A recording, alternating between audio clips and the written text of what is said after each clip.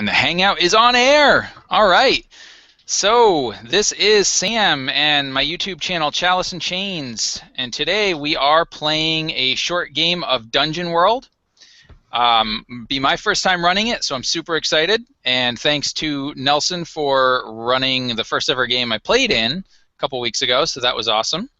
Kind of helped make this thing possible. And I'm going to let my players introduce themselves. You guys can plug your YouTube channels or projects or whatever you want, and then we will get started. So I'm going to start from my right. So Nelson, if you want to introduce yourself. Well, of course. Yeah, we'll start off with my name is Nelson. I run the YouTube, Facebook, and everything under Infinite Roleplay. As far as projects, I've been working on a cartoon RPG based off of the D20 SRD. It's like Dungeons and Dragons cranked up to 1,000,000. So, I'll be releasing at least a free play kit of that pretty soon. And the awesome thing about today's game, I think, is this is a traceable lineage of Dungeon World as far as I'm concerned. Because I ran the first game Sam played in, and Chris ran the first game of Dungeon World I played in, which is amazing. And you ran the first game that I played in. Oh, there we go. That's awesome. And who are you playing today? I'll be playing Tobias Ramsey, an immolator. Not a bad fellow, just a little hot under the collar. Nice, thanks. All right, and Chris, you're up.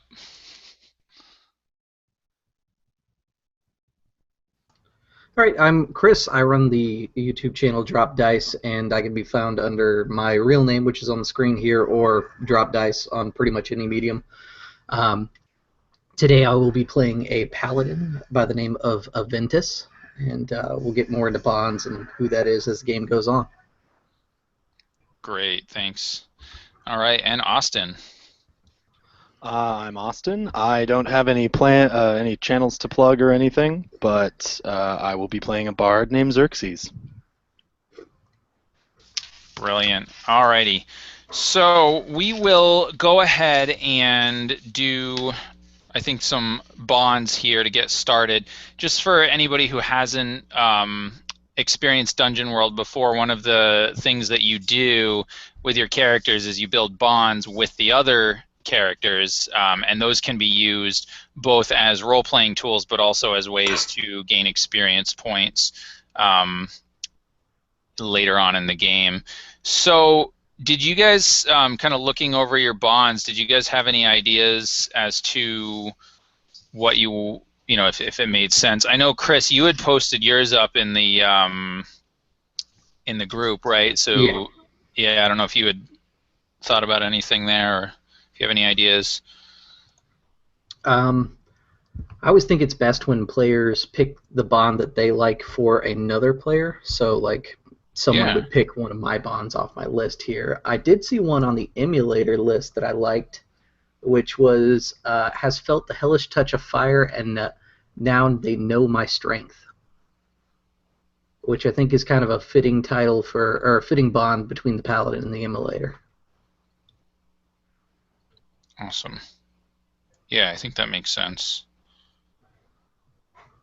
Were either of you guys kind of imagining your characters being at all known, or just low-level, unknown sort of thing? I've got one that was I sang stories of blank long before I ever met them in person, although I actually prefer I am writing a ballad about the adventures of, I was thinking probably the paladin makes the most sense. Okay. Yeah, that works. That'd be awesome. And I wasn't sure which bardic lore would be my thing, but I'm going to go with Legends of Heroes Past. Oh, that's perfect. If I'm writing myself some legends. What do you think about like Xerxes? I will teach Xerxes the true meaning of sacrifice. Oh yeah, I like that, because he's kind of an arrogant fellow who is in need of being taught some. Sacrifice. If that's the case, how about for Xerxes? Xerxes' misguided behavior endangers their very soul. Perfect. Yeah, I'm going neutral, so that I like that because you're probably good, right? I went lawful. Lawful. Okay. Yeah, that works then because I'm very misguided. I like that. Nice. So you're gonna have to help me here. How do you spell Xerxes? I always did it Xerxes. Oh, whoops! I just muted myself and I thought I unmuted myself. Yes, Xerxes. Okay.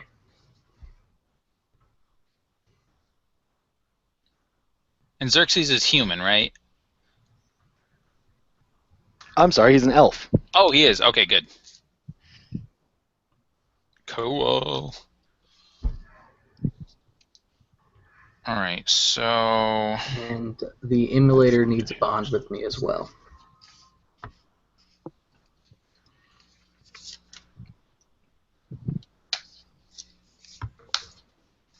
I like reinforcing the idea of the trust relationship. I've got a bond on here is blank has stood by me in battle and can be completely trusted. That's funny because I was just about to say that I really like blank does not trust me, and for good reason. But I'll go with more trust rather than less. Well, I'm muted again. Oh gosh. No, I mean it would be inserting the emulator's name onto one of my bonds. So if you wanted to have me mistrust your character, that could still be something.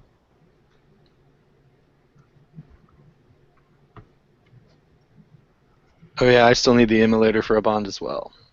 That's Tobias, right? Yeah, Tobias. Do you want to be the butt of my jokes? A lot of fire jokes. I don't know what's a good fire pun. That would be that. Well, I mean, I made a stupid one, like being a little hot under the collar. Like yes, flaming, something like that. Yeah. You could call me a flaming idiot once in a while, just yeah, exactly. Get on my nerves, or you know.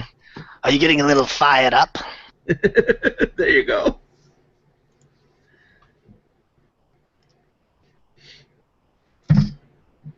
And what race did you pick?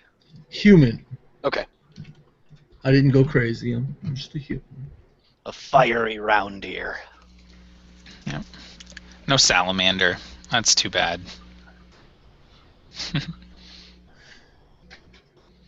All right. So you guys good with bonds, or do you want to keep? You guys have a few more. I think I'm good. I like starting with just one between each player in case we discover one during game that fits better. Yeah. Awesome. I think that makes sense. All right, fantastic. So I'm going to just read the little intro, and then I'll ask some questions, and we will go from there. So you are all tired. You've spent the past week trudging through the hills and scaling a mountain to find this damn temple. A treacherous, winding stair at the mountain's summit has taken you into the depths of the once forgotten, long-abandoned temple. On your journey, you met several travelers that spoke of a dark shadow at the summit of the mountain. The shadow seemed to spread and infect the very land about it. Then came terrible beasts in the night, fire, pain, blood, and always terror. The corruption of Dawn's Peak Monastery is complete, and the holy relics housed there are rumored lost forever. But there are also rumors of an artifact of immense power and importance that can't be lost to the shadow. And now you stand, torches flickering, against the unearthly heat in the heart of this temple, and you hear the low, ominous sound around you.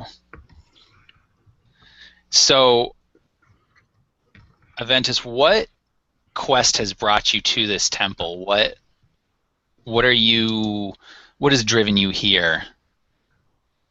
Okay. Yeah, that's actually one of my starting moves. Quest here. I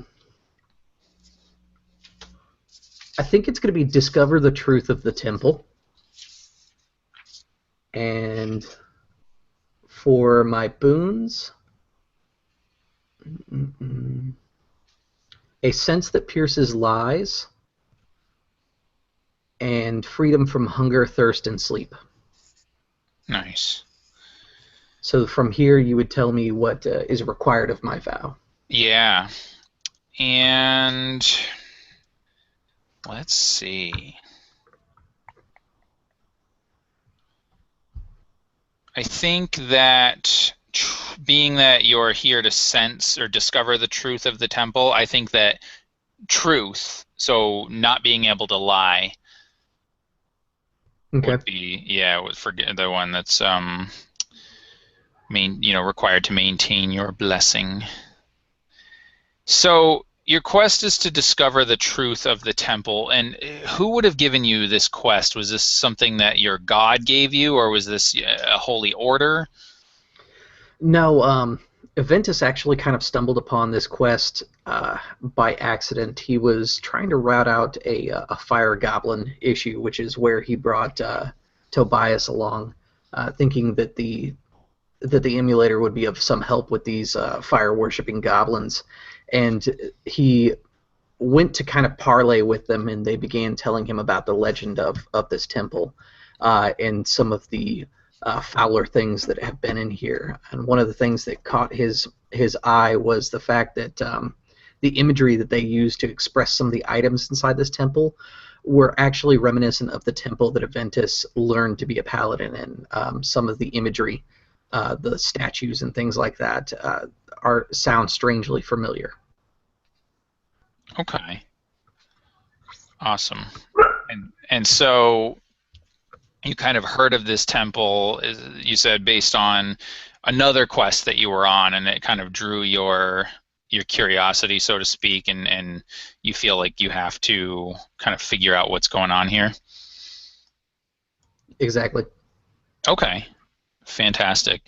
And Xerxes, on your long journey here, I imagine that you would have had plenty of opportunity to, stop and carouse in the taverns and talk to, people along the roads. What interesting story or song or legend would you have heard that sort of piqued your interest, and what do you expect to find in this temple based on that legend or song?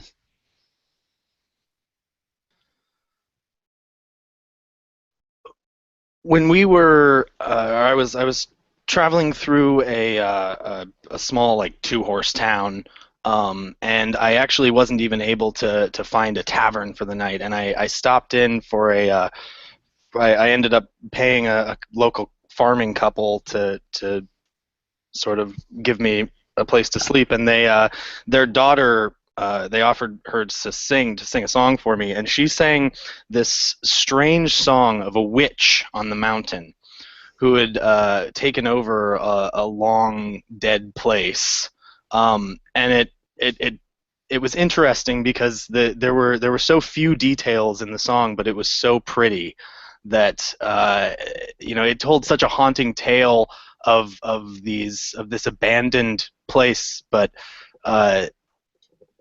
there may have been something about a lost love. It was kind of a classic ballad, but it had this adventurous air to it. Okay. And the lost love, okay, interesting. Would that be, flesh that out a little bit. Would there have been any kind of is this a legendary love, a legendary story, or is it more pertaining to this particular person? The story as it was related in the song was essentially that this woman considered this temple to be responsible for the loss of her love, and that's what drove her to these vile deeds that ended up with her taking over this place. Okay. And so it was sort of like she lost her love to the gods, and she took her revenge upon them. But it also seemed to have kind of the tone of it wasn't as sorrowful as most songs like that would be. It had a joyous adventure to it, where it was kind of like happy that she was taking her revenge almost. Oh, wow. All right, that's twisted. And in that story, did it hint at any sort of treasure or any kind of maybe artifact that she used to help, or just anything along those lines? She corrupted an ancient symbol of the order that had lived there, and she was able to somehow twist it to her own ends. And so, that's kind of the climax of the song is her taking the temple and twisting it against the people through the use of some sort of. It's not exactly defined in the song. It says that she took something precious that the order once held, and with it she twisted and started to meld. I don't know. Yeah. No, that's great. That's great. Okay, so took something precious and twisted it. Yeah, absolutely. Okay, fantastic. And Tobias, as you have been climbing and ascending this mountain, it's been very cold, right? You guys, your journey has taken you, sort of through the tail end of summer, and you're coming into autumn. And as you've been, ascending into higher elevations, it's been very cold. But as you've also started to see the light start to fade and dim, and these shadows coming over, and as you got nearer and nearer the temple, it actually started to heat up. And as you've gone into the temple, it's unnaturally hot, as if this just humidity and just fell fire is everywhere. And what secrets are the flames revealing to you? What is in this temple that is going to cause you trouble? I think being in the temple with this unnatural heat, with this these flames from beyond, fire in and of itself is never a dangerous thing. It's never a violent thing. It's as one uses the flame that grants it its violent nature. And with the heat and flame here, I think it's more of forging, like how a lump of iron is forged into a steel sword by simply burning away the impurities. But in this temple, we are probably the impurities. So I Okay. would assume maybe hiding in the sweat, in the heat, the waves of distorted air in the distance. Maybe Tobias may have visions of a smith. Never fully from a glimpse of the apron, maybe a hammer in hand, possibly tongs somewhere else. It's probably haunted in the back of his head with the sound of metal on metal as hammer hits an anvil, the roaring of flame, the sight of sparks going off in his mind. Awesome. And do the flames reveal what this smith is crafting? All smiths craft a tool. That's all metal ever is. Whether a spoon or a knife, sword or an axe, spear or a dagger, are simply tools. Every time the hammer hits the anvil, he sees a new tool. Awesome. All right. And so can any of you guys see in the dark? Because this temple has there's no light in the temple, no natural light, no sconces on the wall. Unless you can see in the dark or one of you is carrying a torch, it would be pitch black.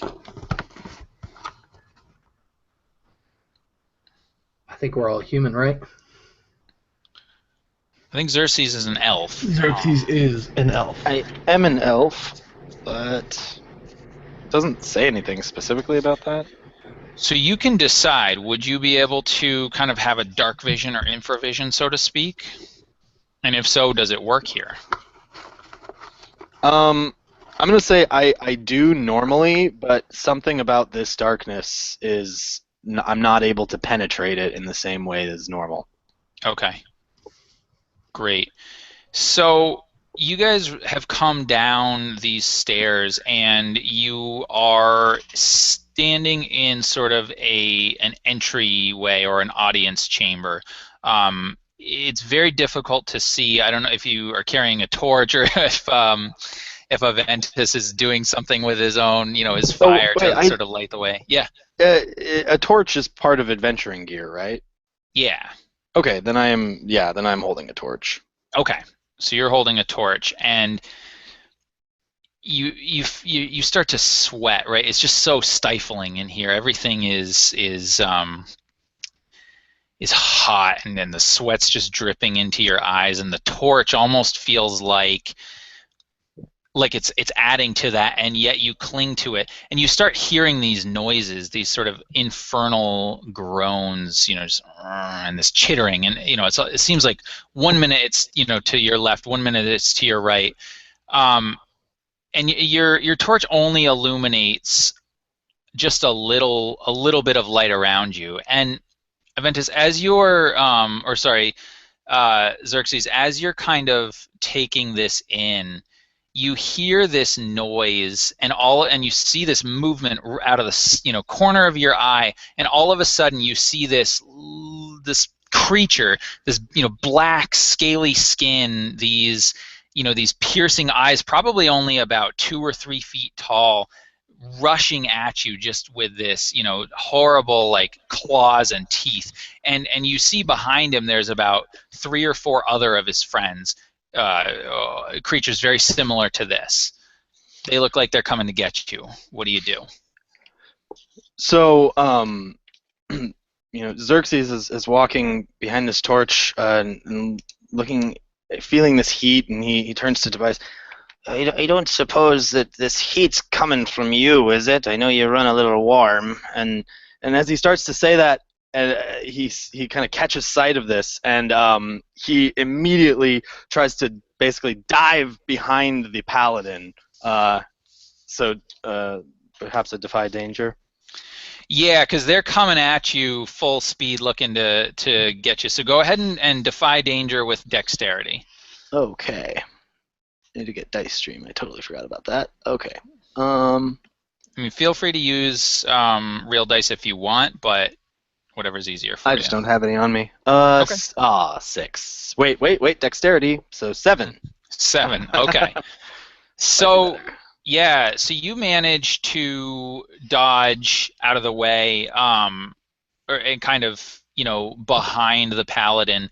But what happens is you kind of tumble, and as you tumble, you kind of hit the ground, and you see your torch kind of slip out of your hand for a minute, and it kind of tumbles across the floor, and it doesn't go out, but it's far enough away from you that it's now very difficult to see. All you can hear is these creatures behind you. So what do you do? I would just scream out, like, there's something here! Okay. And Aventus, you saw Xerxes kind of do this, leap behind you. His torch is now kind of fallen off the wayside a little bit, and you can kind of catch the glimpse of these creatures basically now coming at you because you're the one standing here in front of this elf. So seeing these creatures, just coming for you, there's about 6 of them all, in total. What do you do? Aventus will kind of look from the creatures to the torch, and he'll shout behind him as he kind of grips up and raises that big shield of his, "Get the torch, I'll protect you." And I'm taking the defend action. Yep. Fantastic. And plus con, so that would be a total of 11. So I get to hold 3. Hold 3, yeah. All right, fantastic. Cool. So that's good. So we'll resolve that later. And so you're sort of defending Xerxes as he goes to run and get the torch. I'm going to spend one move, though, Mm-hmm. so that when Xerxes goes to get that torch, whatever action's required with that he gets a +1 forward on that. Okay. Absolutely. And so as you do that... Oh, I'm sorry. I misread that move. Could that be an option that I could use? Well, let's take a look. So it says... Normally it would give a +1 forward to an attack if I basically like stand in the way and flank, more or less. I'm looking to maybe aid him with this, I guess is the best way to put it. Yeah. So okay. Well, so let's think about that, like in the fiction. So if so, you kind of say that, right? And then Xerxes, he's basically told you like, go get the torch. I've got your back. So what would you do in that regard? Yeah, so immediately as soon as he's got his shield up, Xerxes would see that and make a sort of, he does a quick glance but then dives for the torch and tries to grab it. Okay. And so as you do that, you kind of see the group of monsters is kind of crashing in now. And the way it works is, Chris, you see kind of, Aventus, you see 3 of them sort of come right for you, right? They see your shield, and one of them just kind of smashes right up against it. But the other 3 do sort of veer off and try to leap towards Xerxes, trying to prevent him from getting the torch and maybe slashing at him. So how do you want to sort of respond to that or deal with that situation? Yeah, in that case, what I'm going to do is I'm going to spend 2 hold to redirect 2 of those attacks to myself. Okay. Absolutely. So yeah, then in that case, you kind of do that. And are you thinking like you step in the way, or like you kind of yell out to distract them? Like as Xerxes starts to run over there, Aventus just kind of like shoulders into the shield, and he's just kind of plowing the shield through 3 of them. But like the one that was intended to him, the extra 2, but that last one just manages to get past. Okay. Great. And so, yeah, so these things kind of do that. And go ahead and, so are you kind of just sort of standing trying to defend with your shield, or are you going to try to fight them off with your weapon? Because I'm doing the defend action, we have to resolve that first. Okay. So basically, I've redirected 2 of the attacks towards myself. If they actually hit me, they would of course do damage, which I'm going to use one of those holds to halve the damage. All right, and so in this regard, because they are attacking you in melee, are you defying danger or hack and slash? I think defy danger in this case. You're acting despite an imminent threat. So yeah, go ahead and roll. Okay. And what did you get? I get to mark XP. Oh, okay. That's what I get to do. That's what you get to do. Well, congratulations, you get to mark XP. And you also get to take some damage. So a couple of those guys were at first started veering off towards Xerxes, right? And then you do something, maybe you step in the way or you yell, you get their attention, and they wheel back around on you. And you go ahead and they just rend into you with their claws and their teeth. So go ahead and roll a d6 for me. Okay, 3. Okay. Now, these guys actually get you, there's about 3 of them whose attacks connect. You manage to kind of fend some of them off with your shield, but these guys, their claws are so sharp and they're so little and fast that they manage to find the weak spots underneath your armor. So you take the full 3 damage from these guys. Your armor doesn't help you in that case. Okay. You kind of manage to fight back the rest of them, and Xerxes, you managed to make it back over to the torch, but you do have a guy coming at you. Before the one other guy that's still coming at you. But before you do that, Tobias, what do you do, seeing that your friend has successfully picked up the torch, but the paladin has definitely taken some damage? I think what Tobias is going to try to do is, uh, with a swipe of his hand, extend the torch fire into a whip and have it whip at these creatures. Um, at the very least, the one charging after the helpless elf. So what he's going to do is use his Zuko style.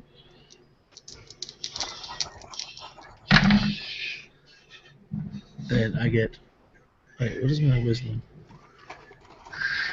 I get a 7. So the effect only lasts for a moment.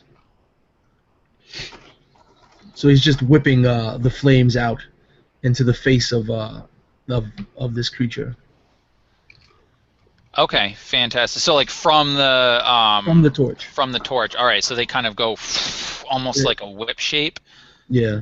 Okay, so it manages to kind of knock this guy back, or almost not knock him back physically, but as this gout of flame kind of whips towards his face, he screeches and kind of leaps back a little bit, giving Xerxes just a little bit of breathing room.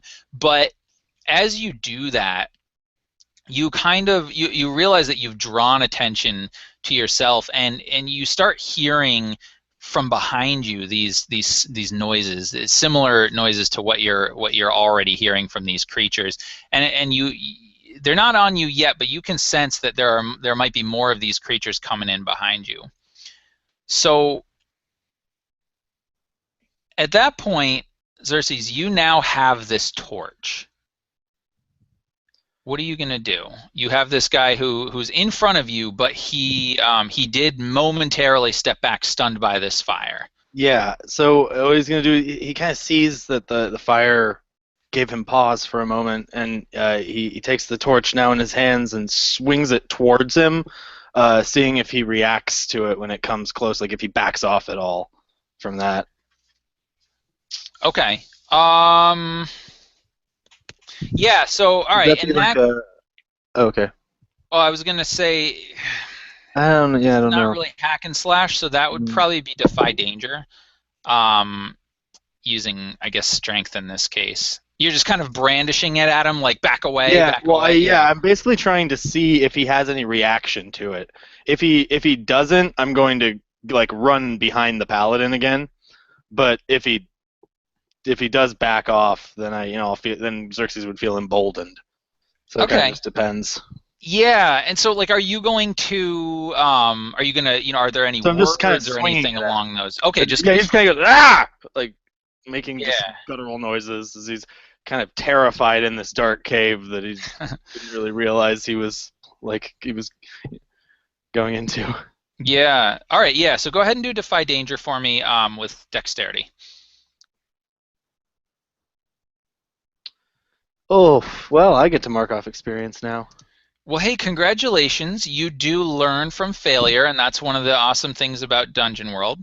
As you swing the torch at him, back away, the thing just kind of... There's not a lot of intelligence in its eyes, but the flames do seem to illuminate its eyes for just a minute, and it's like it's throwing you some shade. Like, are you kidding me with this? That's the vibe you're getting, and then it just almost is faster than you can imagine. It kind of leaps in and whoosh, and just slashes at you. So go ahead and roll a d6 for me. 2. All right, and it it was throwing some shade. So yeah, this thing's sharp claws rend right into your side, just causing this this horrible pain. Any armor that you might have had, it seems to have bypassed it or whatever. So you take that 2 damage as this thing just cuts into you. What do you do? Scream out in pain. He almost drops the torch again, and this time though he brings it straight down onto this guy, trying to spin it around and get him flame end first if he can. All right, so you're like legit trying to attack him here. I feel like that seems like the only option for. I mean, he feel like, you know what I mean. Yeah. It seems Okay. like the only option in the moment, so I'm going with it. All right, yeah. So go do a hack and slash for me.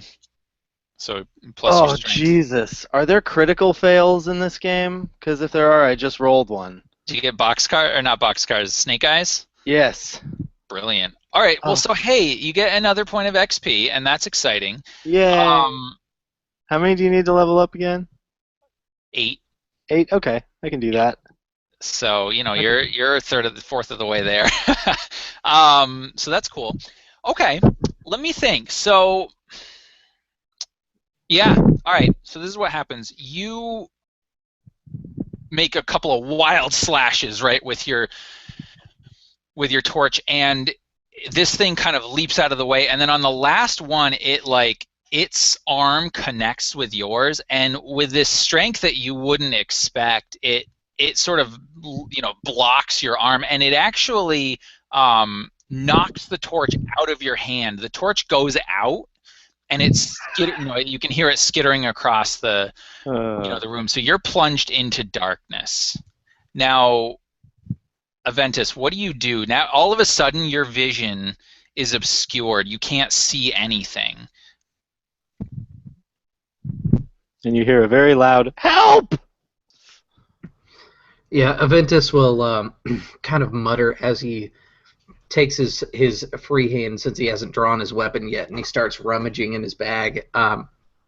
And what he's going to reach for is this alchemical sun rod that he's had inside his bag for some time, and he's just going to strike it against the floor to provide light. And as soon as it's struck, he's just going to drop it on the ground in front of him. Okay. And so it'll act sort of as a torch. It's not like super, super bright that it'll be blinding. Okay. What's it made out of? It's actually an alchemically treated copper rod. Okay. The tip is actually some sort of compound that frankly Tobias probably understands its mechanics a lot better than Aventus does. But Aventus knows that he was given it by a priest when he left his first temple, saying that one day he might need something better than a torch, something that could last even if no one held it. And that's why he's been holding on to it. Okay. And are you still standing in defense of your friend? If I have time to do something else, he's going to draw his weapon and hack and slash, because there's too many of these things to defend at this point. Okay. Yeah, absolutely. So you kind of, as this thing is happening, almost with, like something is guiding your actions, you pull this rod out, and then, it is now illuminating the area. And for a minute, you see these creatures back away, but as the light all of a sudden, temporarily blinds them, and it gives you a moment, yes, to pull your weapon. Perfect. Yeah. So what do you want to do? It's going to be a draw and slash at the same time, just this fluid movement at the closest one. And I got a 12-13 on that one, so I'm going to take the option to do extra damage. Brilliant. All right. Yeah, go ahead and roll it. Which means they'll attack me, but I do 16, 17 points of damage. Okay. So out of the sort of 5 around you, you actually managed to kill 2 of them. So go ahead and give me sort of the fiction there and narrate that scene. Yeah, so it's like he pulls the rod, strikes it against the ground, and then it lets it lay to the ground. As they're stunned, he pulls the sword with his main hand, and he thrusts into the first one, and using kind of forward momentum, he lurches over, and he just takes that shield and buries the point into the throat of the next one. And it's out. It's probably not dead, but it's completely unconscious from the impact. Okay. The first one is definitely dead, though. Yeah, definitely. All right, so yeah, you've definitely killed the one. It's hard to tell in the low light, but definitely another one is down. And you see it's two companions, or it's sort of three remaining companions are now starting to look worried. You could sense this confidence before, but now, there is a little bit of intelligence in these creatures, and so they hesitate. They hesitate just enough that you're able to catch your breath for a minute. And Tobias, what do you do as you see this scene happen, and you remember hearing those sounds kind of off behind you a little bit? Hearing what could only be more creatures coming up from behind. I think Tobias is going to spin around and start hopping on his feet, to and fro, back and forth, left to right, throwing his hands up in the air. What Aventus would know is that Tobias tends to fight without weapon or armor, and he's taking up a very reactive and defensive position next to Aventus. Okay. So mechanically, I'm trying to defend myself. Okay, yeah. So you're going to stand in defense of yourself. Yeah. Okay. It's plus Constitution, right? It is, yeah. So that's a 7, 8, 9. So I get a 9. Okay, yep. So you can hold one. And so we'll see. So at this point, you've sort of moved up, like next to Aventus, kind of so that you guys can back each other up, but you're standing in a defensive posture, kind of hoping to not. Yeah, I'm not side by side. Okay. With Aventus, but I do move a little bit, like a couple hops towards him. Yeah. Okay. Certainly. Great. And so so you go ahead. Oh well, just in the time between the thing that was on me getting killed by Aventus and the and him like smashing the copper light, Xerxes has drawn his sword and tried to back up to kind of get as close to Aventus as he can. Okay, absolutely. Now, you still have, I believe, that one creature right there. So as you're trying to move, this thing seems to steal its resolve, and it definitely is going to try to slash at you. So unless you want to try to kind of fight it, you'd have to defy danger. Oh, okay, I'm sorry, I misunderstood which one was taken down. All right, then yeah, so he's gonna try to draw his sword and take this thing out as quickly as he can to get back to a more defensive position. Okay, yeah, absolutely. All right, great. So go ahead then and roll hack and slash with plus strength. I think you mean plus nothing, but ooh, 11. 11. Okay, excellent. So yeah, go ahead then and roll your damage. Holy crap! Never expected that. I don't want to take an attack, so 4. Okay, fantastic. All right. And I know with hack and slash you can choose to do an additional 1d6 damage if you want, but expose yourself to the enemy's attack. Are you going to do that or no? No, I don't feel. Yeah, no. Okay. So 4 damage. No, yeah, because the plan was just to try to. Yep. Yeah, try to be as defensive as possible. So. Okay, absolutely. He's yeah, gonna and so disengage with this guy however long it takes. Sure. So you slash at this thing and manage to cut it, and you see this sort of oozing blackish green blood just kind of ooze over your sword. This thing gives this horrible shriek of pain and backs off a little bit, and it actually moves down with its companions so that it's kind of more engaged with Aventus at this point. And Aventus, you see this happen, right? You see, or you sort of sense this happen. I don't know if you see it, but all of a sudden that this creature kind of hobbles its way back down to its other companions. But these guys are now trying to surround you. They're trying to kind of get into a position where they can sort of flank you. So what are you going to do? I think Aventus is going to kind of see what's going on, and he's going to determine that the quickest course of action in this case is going to be to just attack the closest one and try and thin out their numbers. That way they're less of a threat to everyone. Okay. And that is a 7 on the hack and slash. Okay. Which I believe lets me attack and I expose myself to danger, is that right? Yeah. Yeah. The enemy gets to make an attack against you, yep. Okay, so that's going to be 9 points of damage. Okay, fantastic. Also go ahead and roll a d6 for the damage that you're going to take. Okay, that's 1, and I assume that's piercing? Yes. Okay. So these guys... So you managed to kill one. So go, if you want, go ahead and sort of describe how you kill this guy, but also how that leaves you open and how you take some damage. Yeah, Aventus is kind of moving in, and the closest one to him happens to be the one that's in the middle, and he kind of grits his teeth at going in, knowing that this is going to end up being a problem. And he strikes at that one, leaving an open spot for the one on his right to swing in underneath his sword arm and catch him in the rib cage. The other one on the left side just kind of clatters off his shield.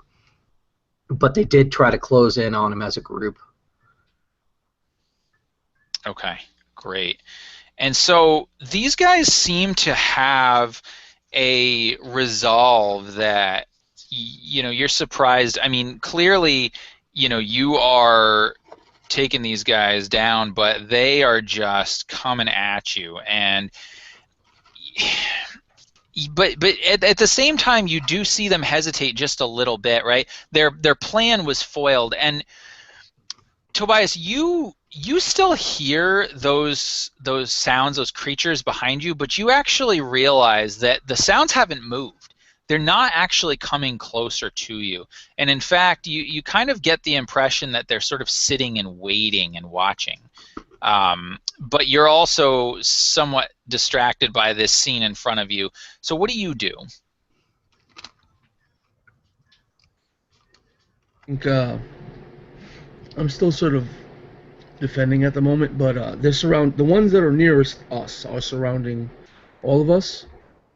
Well, yeah, a couple of them kind of did move in close to you, but they were attempting to really surround Aventus, and he managed to slash them back, and they kind of backed off a little bit. I think while they're backing off, Tobias is going to sort of move, make a quick move behind them. Yep. And try to strike at one of them as he's backing off. Okay. And so, yeah, so go ahead and do that.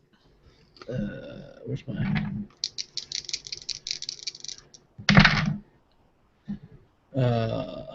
hack and slash plus strength, right? Mm-hmm. So yeah, I get to mark off experience because my strength is trash. Okay. What is your weapon, by the way? Unarmed. Oh, you're unarmed. Okay, great. So you kind of are jockeying for position, right? You're trying to slash at this guy or punch him or whatever with your fists, and you kind of something catches your feet, right? And you actually fall right backwards. You kind of hit your head a little bit on the ground, and you realize that it was like this marble bench. You're in this audience chamber, and you're sort of, you can hear these creatures, and the one that you attacked actually now leaps at you and is going to attempt to attack you again, but you're prone on your back. Well, you said I was by a marble bench, right? Yeah, as in you basically tripped over this marble bench as you were trying to jockeying for position. All right. Well, while he's leaping on me, I'm going to try to roll underneath the marble bench for cover. Okay. Yeah. Great. So defy danger with dexterity. 7. Okay. So you manage to roll under the bench, but as that happens, let's see. Something that was either in your pockets or attached to your belt kind of comes loose and falls out. What was that? What did you lose? I don't know why I'm going to do this, but I'm going to say one of my healing potions. Okay. Yeah, and I would say you see it kind of smash on the floor, and the liquid is just oozing across the floor, and then you see it kind of evaporate almost in this unnatural heat. Um, but you've managed to gain some cover for now. This sort of horrible creature is now just sort of circling this bench, almost like taunting you, like, and it lets out this cackle, right? And it's just waiting, seeing what you're gonna do. But we're gonna cut back over to Xerxes. So Xerxes, you're kind of witnessing this scene. You've seen the immolator fall, but managed to kind of go under the bench. As he does so, something falls like out of his pocket. This vial, splashes across the ground, and now you see this. One of these creatures on him is, sort of circling him. There's two still left, kind of jockeying for position with Aventus. Okay, so seeing all of that, Xerxes is, he's sort of torn for a moment because it looks like, Tobias might be in more trouble, but he knows Aventus a little more, and he trusts Aventus to watch his back a little bit more for some reason, and so he starts moving towards the two that are jockeying with Aventus, and he starts kind of like stealing himself, and you can see that he's getting like a little, like he almost looks a little taller. Like he got freaked out at the beginning, and he dove for cover, but now he's sort of trying to like ready himself for the fight, and he starts kind of humming this slow, like, he laid loads of creatures with godly great might. He fell down upon them divine with his sight. Just mumbling this song, trying to cast a little bit of his musical magic into his sword blow that he's about to try to land on one of these creatures. Okay, awesome. And so, like, mechanically, are you trying to use one of your moves? Yeah, the arcane art.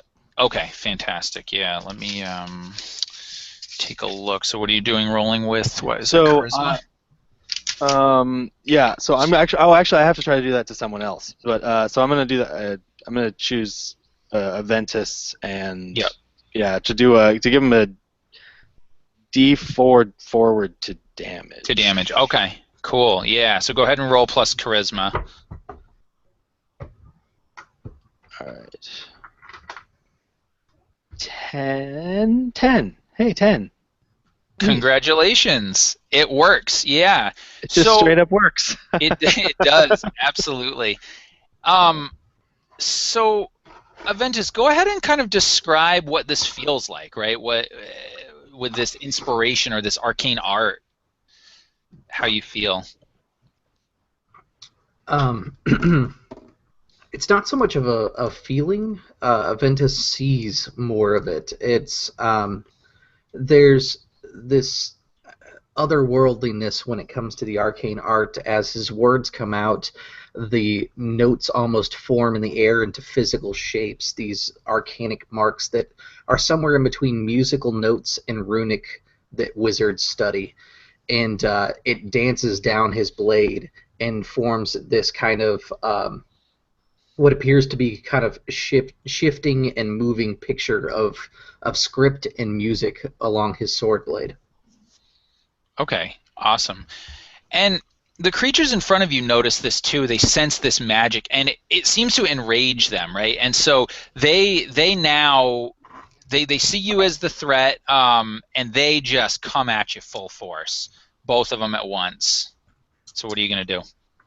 Yeah, I think Aventus is going to kind of grit his teeth, and he's gonna endure the attack with defy danger. Okay, great. So what are you thinking? Like roll con? Yeah. Okay. Xerxes is gonna try to aid him by like running in and trying to at least like distract one of these things to try to get its attention or slash at it. Okay. If you can get there in time.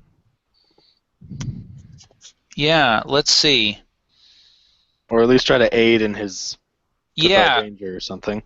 All right, so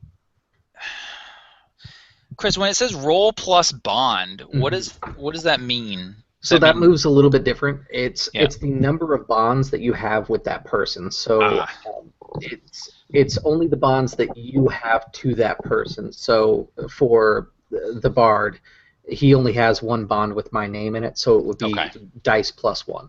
Okay, so yeah, that's what I'm going to say then. You're trying to aid, essentially, your ally here. So yeah, you can roll your dice, just a straight roll, and then you add 1 because you have 1 bond with them.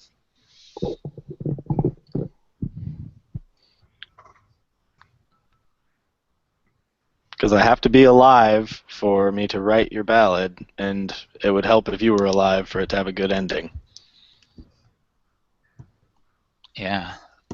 So let's see what you roll. Whether you stay alive. I have my number already. I'm waiting to find out if I get the bonus. Yep. Oh, I got be a 10 then with the plus bond. So 9 plus 1. Yes. Plus 10. 1. Okay, fantastic. Yeah. So then, so that puts me get the plus 1. That puts me at a 13, and Aventus is going to basically do the brace the sword against the shield. He's got the pommel that's cut a certain way so that it can further stabilize, and he just kind of turtles himself up against this attack. All right, great. Yeah, and so what happens is, these guys these two creatures are kind of rushing in on you, right? And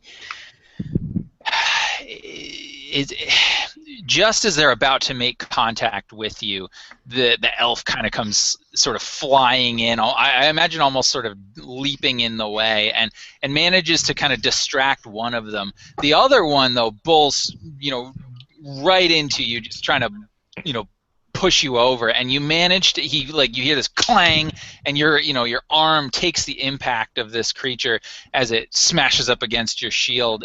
You manage to hold fast, though.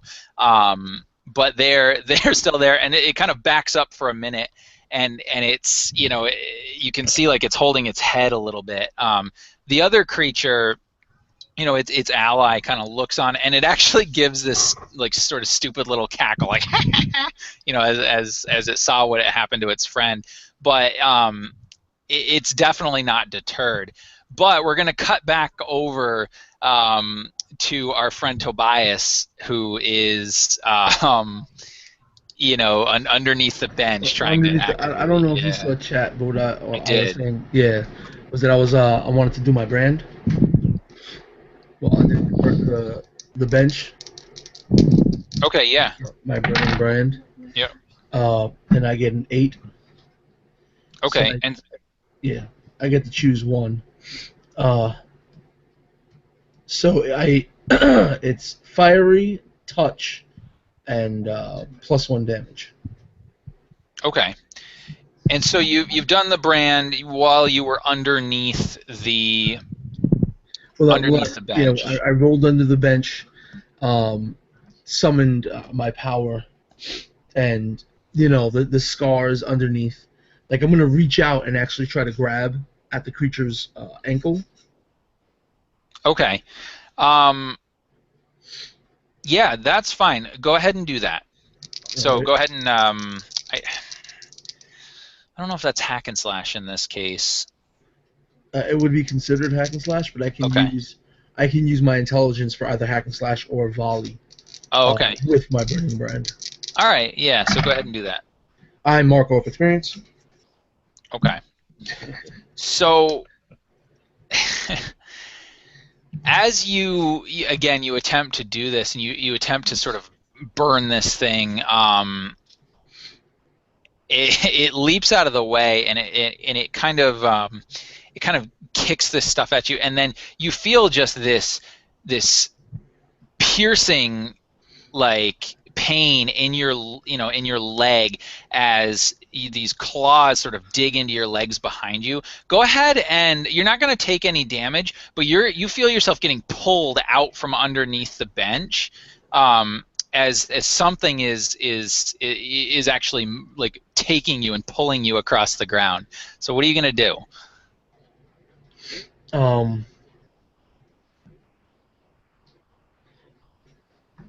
I'm actually going to attack it. Okay, the thing that's Rather, pulling you. yeah, the thing Yeah. that's pulling me, rather than doing danger odds. As it's pulling me, I'm assuming it's like tearing up my pants or whatever. Yep. Maybe exposing some of the ritual scarification. All the scars are actually kind of glowing red hot right now, Mm-hmm. as they form this burning brand throughout the entirety of my body. And as it's pulling out at me, I'm going to let it pull me Mm-hmm. until I completely clear the bench, Okay. and then just core up and try to slug it in the jaw. Yeah, go for it. Okay, that's a 12.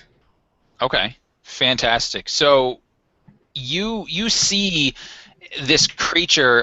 It looks very similar to the ones that you've been encountering, but it's bigger and meaner and nastier.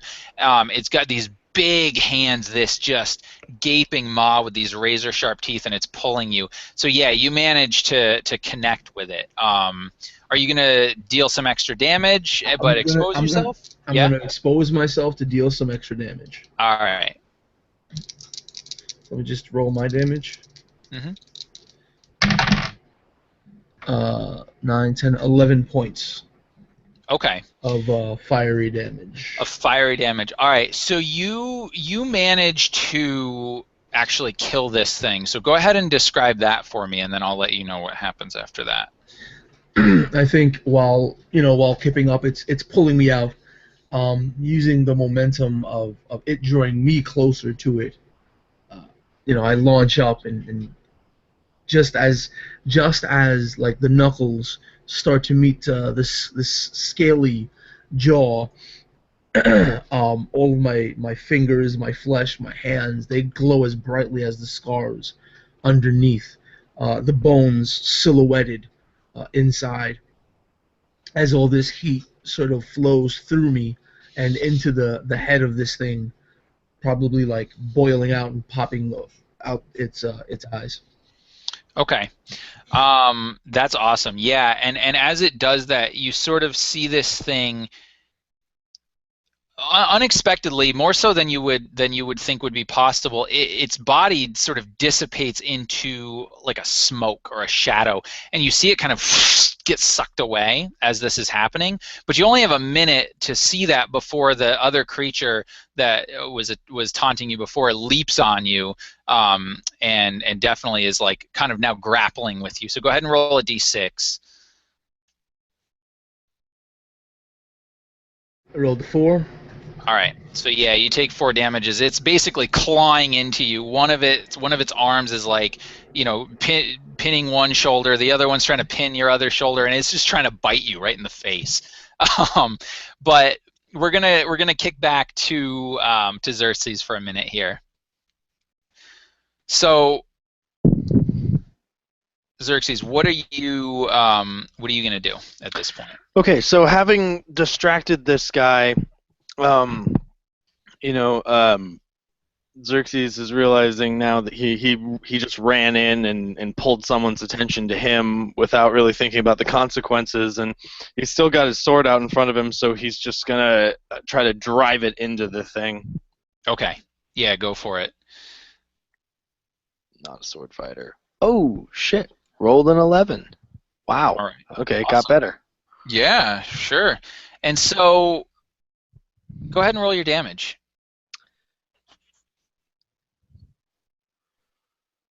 Oof.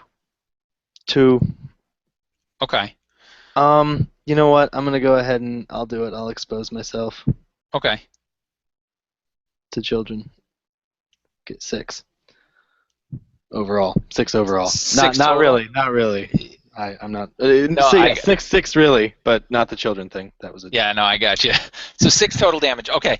Yeah, you do manage to kill this thing, but before you do, it does, because you were sort of off balance, right, and you were kind of flying in, it manages to get a good slash at you. And so go ahead and roll a d6 for the damage that it deals you. 2. 2 damage. All right, so you take 2 damage, and this damage is bypassing any armor because these things are really quick and nasty. But as you kind of as it does that, and you can feel it raking across, your chest or your torso or whatever, you manage to plunge your blade into it and kill it. The sole creature remaining in front of you, in front of Aventus, now realizes that it is in trouble, and it is going to attempt to flee. So what are you guys going to do? Aventus or... Yeah, this is a creature that happened to bounce off of Aventus' shield, and Aventus is going to take a very practiced maneuver, and he's going to bring the shield down, and that sword that he was using to brace it comes like over and up like a scorpion's tail right at this thing. Awesome. That is a 10 to hit. Yep. And I'm going to do normal damage since I've got that bonus from the Bardic Arts. Yeah. So 11. Oh, yeah, you kill it. Go ahead and describe that. Yeah, the sword will come over, like I said, kind of like this scorpion tail maneuver, and it stabs in right kind of where the neck and the shoulder meet, and then he gives a quick twist, and you can hear, because these creatures aren't really like a flesh and blood, they've got almost like a rocky structure to them. You can hear what sounds like rocks being broken apart as that sword twists in, and the creature slides off the blade. Awesome. Yeah, and you notice as it dies that its body sort of dissipates into this smoke, almost like a shadow, being pulled away. But you only have kind of a second to realize that as you kind of hear the shrieks or the screams of the remaining creature on the immolator. And I don't know if Tobias is screaming or not, but this thing is trying to bite you. It's about to bite your face. Yeah, so what are you gonna do? Tobias isn't screaming at all. When the creature sort of jumped onto Tobias, trying to claw at him and sink its teeth into him, I think Tobias is just going to stand there and try to shunt the remaining power of his burning brand directly into this creature that's already on top of him. Okay. Yeah. So go for it. Hack and slash. 10 total. Yep. That is good. So, am I just going to do my damage? 6 total fire damage. Okay. Yeah, that actually is enough to kill it. So, right. Kind of describe that for me. So, like, the thing is shrieking, and it's it's going to, like, the maw is opening. It's crying out in bloodlust. And the tone of its shrieks just begin to shift and then get a little shorter and screaming, and the obvious pain and nerves can be heard from the creature as it begins to glow red hot, and its skeleton can now be seen silhouetted through its flesh, and then it'll burn away into, I'm assuming, the mist that it's about to turn into. Yeah, it's sort of like those ashes that sort of turn into smoke and then dissipate. And so the camera sort of pans out for a minute, and it kind of focuses, and it's like you're looking through the eyes of these sort of small figures kind of at the edge of the room here, and they can see this distant scene where these three, 2 humans and an elf have just prevailed and destroyed some of their friends, their companions, and there's definitely fear, this sense of fear. They can smell it and they can taste it, but they have this mission, and it's almost as if they're communicating telepathically. You get this this image where one looks to the other, and you would hear this tell the mistress invaders are here, and then these guys kind of exit the room, and then the camera pans back even further and kind of sweeps over this dungeon, this defiled temple, and you see the blood on the walls and all the destruction, and it goes to this room, and in this room there is this creature that looks, it's almost this amorphous shadow-like creature, and you see that there's a forge and a big hammer, a smithing hammer, and it's banging out something. Clang, clang, clang, and then you kind of would see this chain. It's like it's making a chain. It's beating links together on this chain, and you see that one end of the chain is connected to this creature somehow. You don't know how, but it's connected, and it looks like it's just making this chain even longer. And then the camera pans back into the room that you guys are in, and you kind of look around, and you don't see any more immediate signs of danger. So what do you do? Aventus is going to go to the one that was knocked down, and he's going to go inspect it, seeing that the creature is, in fact, just wounded but not quite dead. He'll go over it, and he'll whisper a prayer to Una, the goddess of rest. And as he does so, he'll take his shield and he'll press it in on the neck, and he'll just continue to put his body weight onto the shield's point until finally it snaps through this creature's neck.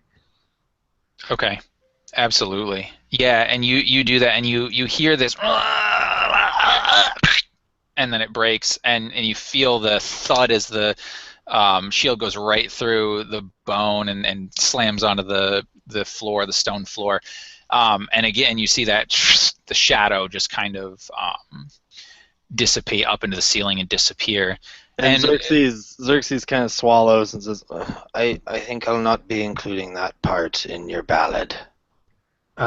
During the prayer, as a human paladin, I get to ask, what here is evil? Yeah. And as you're praying, you get this sense that this temple was once holy, and that it housed a relic of very religious significance, and that it has been corrupted, and there is a creature, a demonic figure that resides somewhere in this temple that is here, and it's aware of you, and it is very, very evil. It is the source of this corruption. Okay. And you guys are, the room that you're in, as you kind of look around, you realize that this would have been sort of like an audience chamber, right? Like the priests would come out and meet with parishioners and minister to them and whatever. So, but it's like it's been damaged. It's like these stupid little demon creatures went through and just went haywire. Benches are broken and smashed. There were sort of these like cisterns that would hold water, and they've been tipped over, and just everything is broken and defiled. There are sconces on the wall, but all the torches are missing or out. So again, it's only as light as your sort of glow stick on the ground there.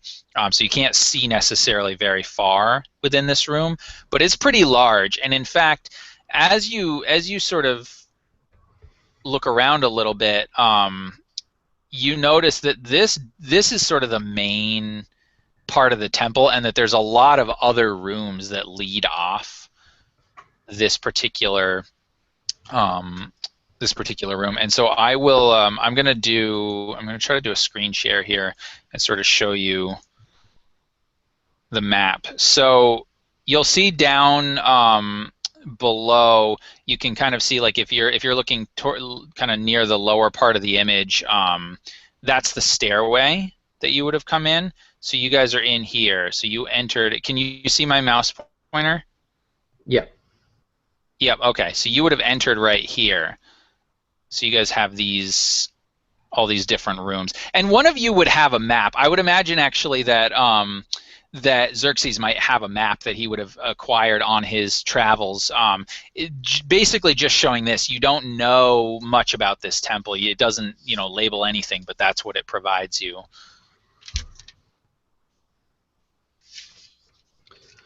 Aventus is going to pick up the glow rod and kind of go over his allies, looking for anyone that appears to be damaged, because it sounds like both of them had kind of a rough time in the fight. Does either one of them look pretty severe at this point?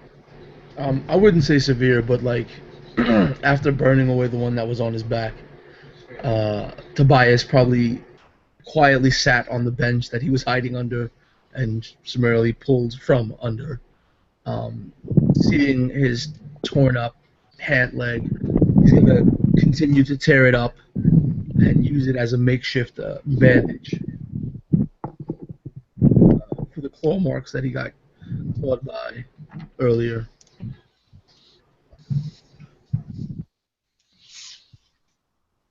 Okay.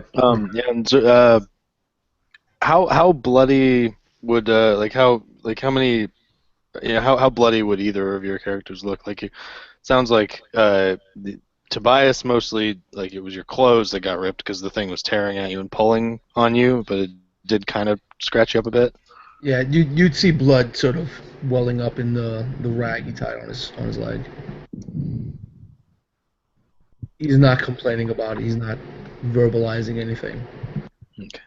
I was gonna say you'd see Aventus goes up and whispers a small prayer and touches Tobias's shoulder to lay on hands. Tobias himself, he does look a little scraped up, but not anything severe at this point. That is an 11, so you get a D8 of healing. And seeing Aventus do this, Xerxes starts to kind of hum a little soft song to himself, and also is going to try to use his arcane art to to sing this this healing song for Aventus.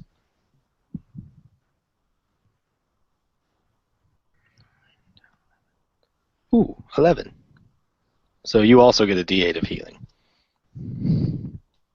Yes, use your healing now. You will need it. No, just kidding. Or maybe not. All right, cool. So yeah, you guys managed to heal up, but you definitely are starting to get this sense. In fact, Aventus, whether it's like a vision or just some sort of divine presence, you're feeling this kind of pull towards the sort of the western end of this temple, as if the great evil that you're meant to fight resides over there. What do you do? Now that we've gotten a chance to kind of rest, I think before heading in, because we were kind of surprised, Aventus didn't really get a chance to really assess the situation. He's going to kind of look over the room and really take in the temple now that we're here. What I'd like to do is discern realities. Yeah, go for it. Okay. That is a 7, so I get to ask 1. Okay. Let's see here.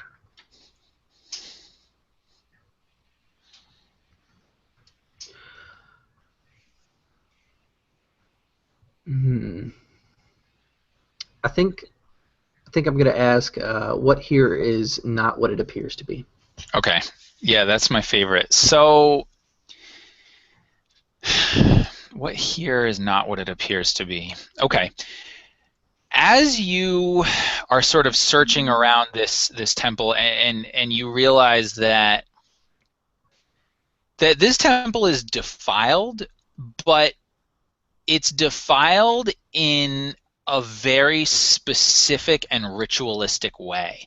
As in fact, what you're seeing is that the things that were smashed and the things that were destroyed are they almost form patterns. They almost form like circles. And as you kind of look a little bit closer, and you're starting to realize the sort of religious significance of these things, you feel like there's some sort of infernal magic or connection to the way that the carnage and chaos is formed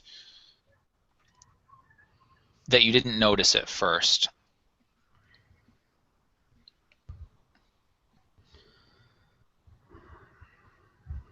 There's a pattern here. These statues and relics have all been defiled in circular manners. There's some sort of connection between them. Do either one of you know anything about this?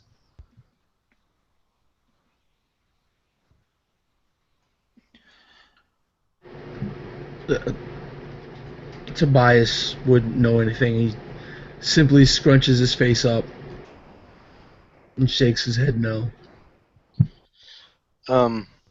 Yeah, Xerxes looks at having this been pointed out. He kind of looks at seeing the patterns of it. He goes, I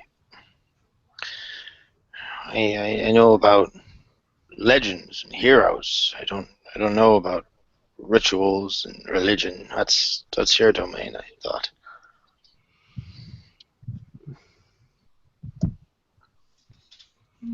It's not something I immediately recognize. Perhaps something will come to me later. For now, I sense a great evil, and he kind of points with his sword the direction that it's coming from. Is that direction? So you got, if you can see my mouse pointer, this is sort of the direction that you felt this great evil coming from. It seems that our best course of action would be one of those, the middle door or the furthest down door on the left there.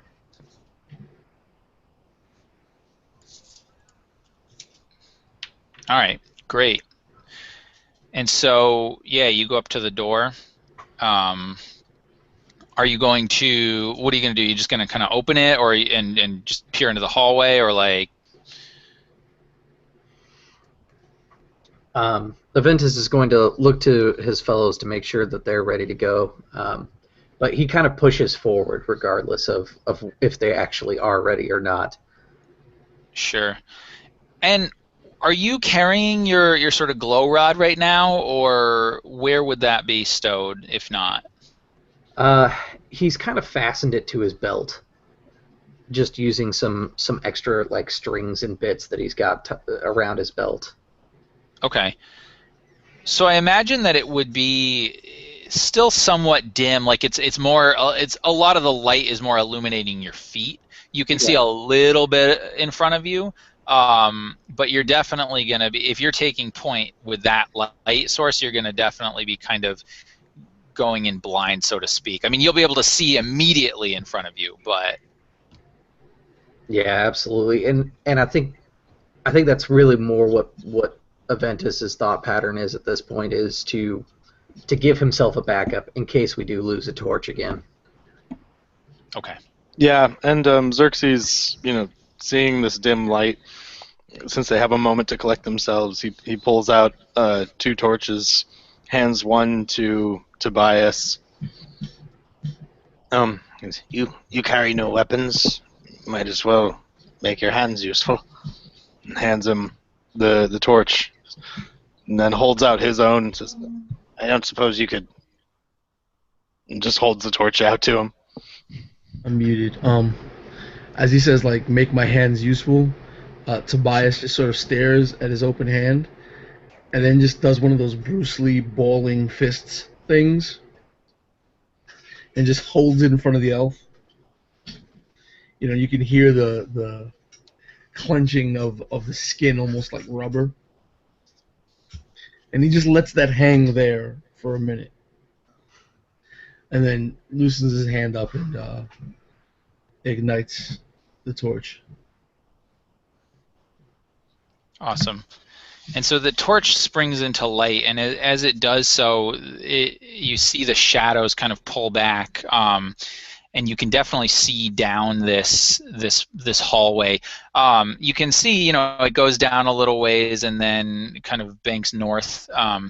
And you can't hear. You can't hear anything in here. It seems as though this passage is clear. And as you make your way down the passage and you kind of come to this door, the door is very sort of nondescript. It's very similar.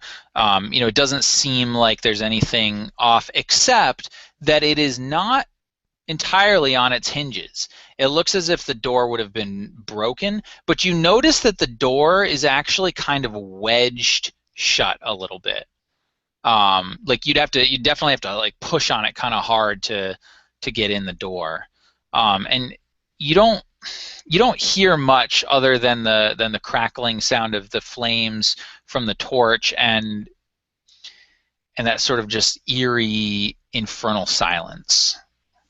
So Aventus, you're at the door right now, but you can tell that it's wedged. What are you going to do? Judging by our map, there's the other door, so I'm going to try the opposite, the second entry into that hallway there. So you guys, so the way I pictured it, and again, can you see my mouse pointer? Yep. All right, the way I pictured it is you came up here. Oh, we got past the first one. I'm sorry. Yeah, you did. Yep. So you guys are right at this door. Yeah, I think Aventus is going to kind of grasp at the door. Mm-hmm.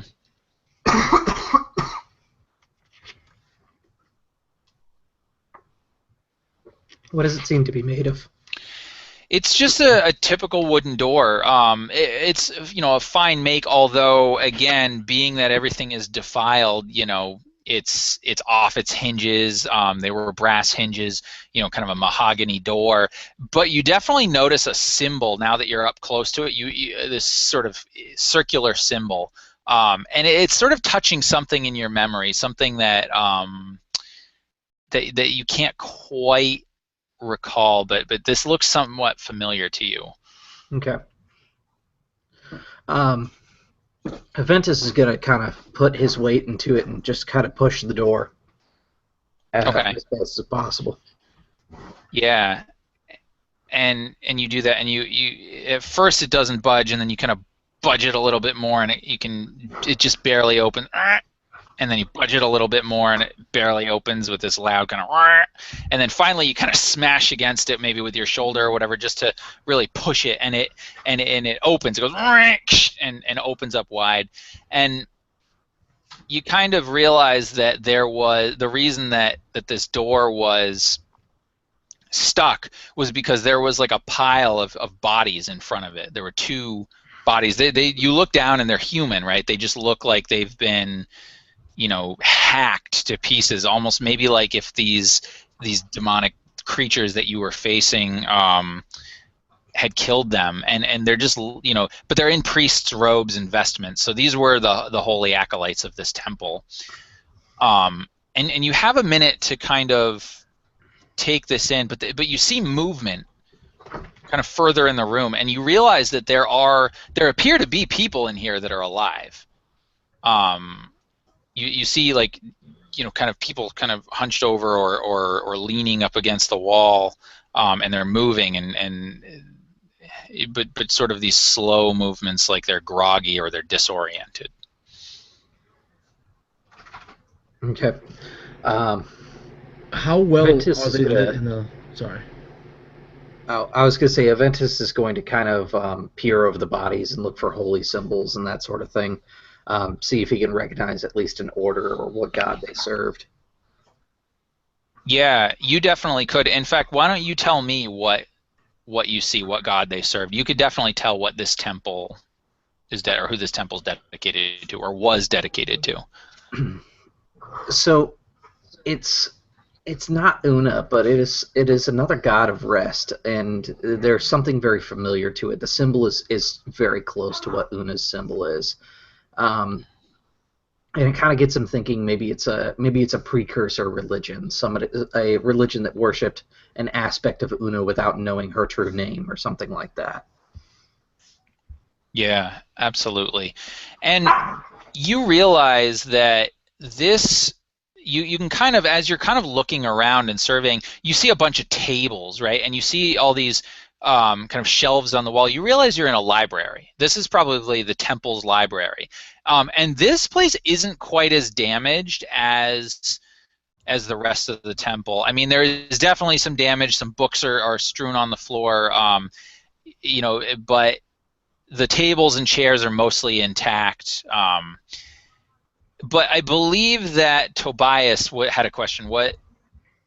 I was asking, like, you said we saw movement. Yeah. Are these figures lit up? Are they easily seen, or are they obscured by shadow? So as of right now, really all you can kind of see is these hazy, faint movements further down into the room. You guys are barely in the room at this point. And then you said it was a library, which is going to temper my next action. Yeah. Yeah, so there's definitely, like, if you go into the room and and you have the torch and whatever, you can see, like, there's just rows and rows of books and scrolls and parchments of all kind, some laid out on the tables. And as you go into the room, you actually see that there are a few. There's probably you could see about 4 people. They look like they would have been the priests in the room. They're just sort of hunched over. And there's one over in the corner that seems to be doing something. It seems to be making some kind of movement, but its back is turned to you. Is there any light in this room other than the light we are providing?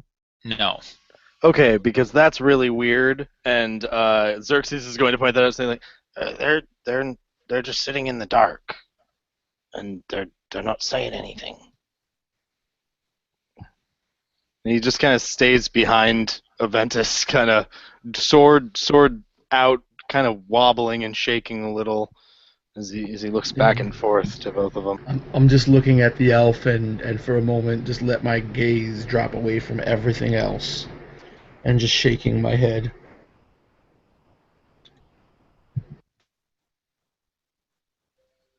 And as you do that, your voice, Xerxes, kind of piques the interest of one of these men, and they look up, and this looks like it was a priest, right? I mean, it was bald head, in the priest's robes, but it's got this like sort of brown ruddy mud or something on his vestments, and he kind of gets up slowly, and he just he starts walking over to you, kind of weaving his way through the tables. What are you gonna do? Any of you, really? You guys all see this. I think Tobias is going to step away, but not step in front of. Like, he's not interposing himself between the priest and the elf. Tobias smiles, and whatever scars are visible from underneath his sort of coat, you might see him branding it up. So I'm summoning my burning brand for a 9. Okay. So you do that, and as soon as that sort of that brand kind of lights up, you see the head of the man like pop up really fast and focus on you, and Tobias, you actually see this catches the attention of the rest of the people in the room, and they all start to kind of get up, and they're coming at you, and the rest of them are coming slowly, but this guy starts to move, and he's coming at you, and he actually looks like he wants to do you some kind of damage, and he starts to move faster and faster, and you realize he's got an unobstructed way to you right now, and he starts running at you at this point. So what are you going to do?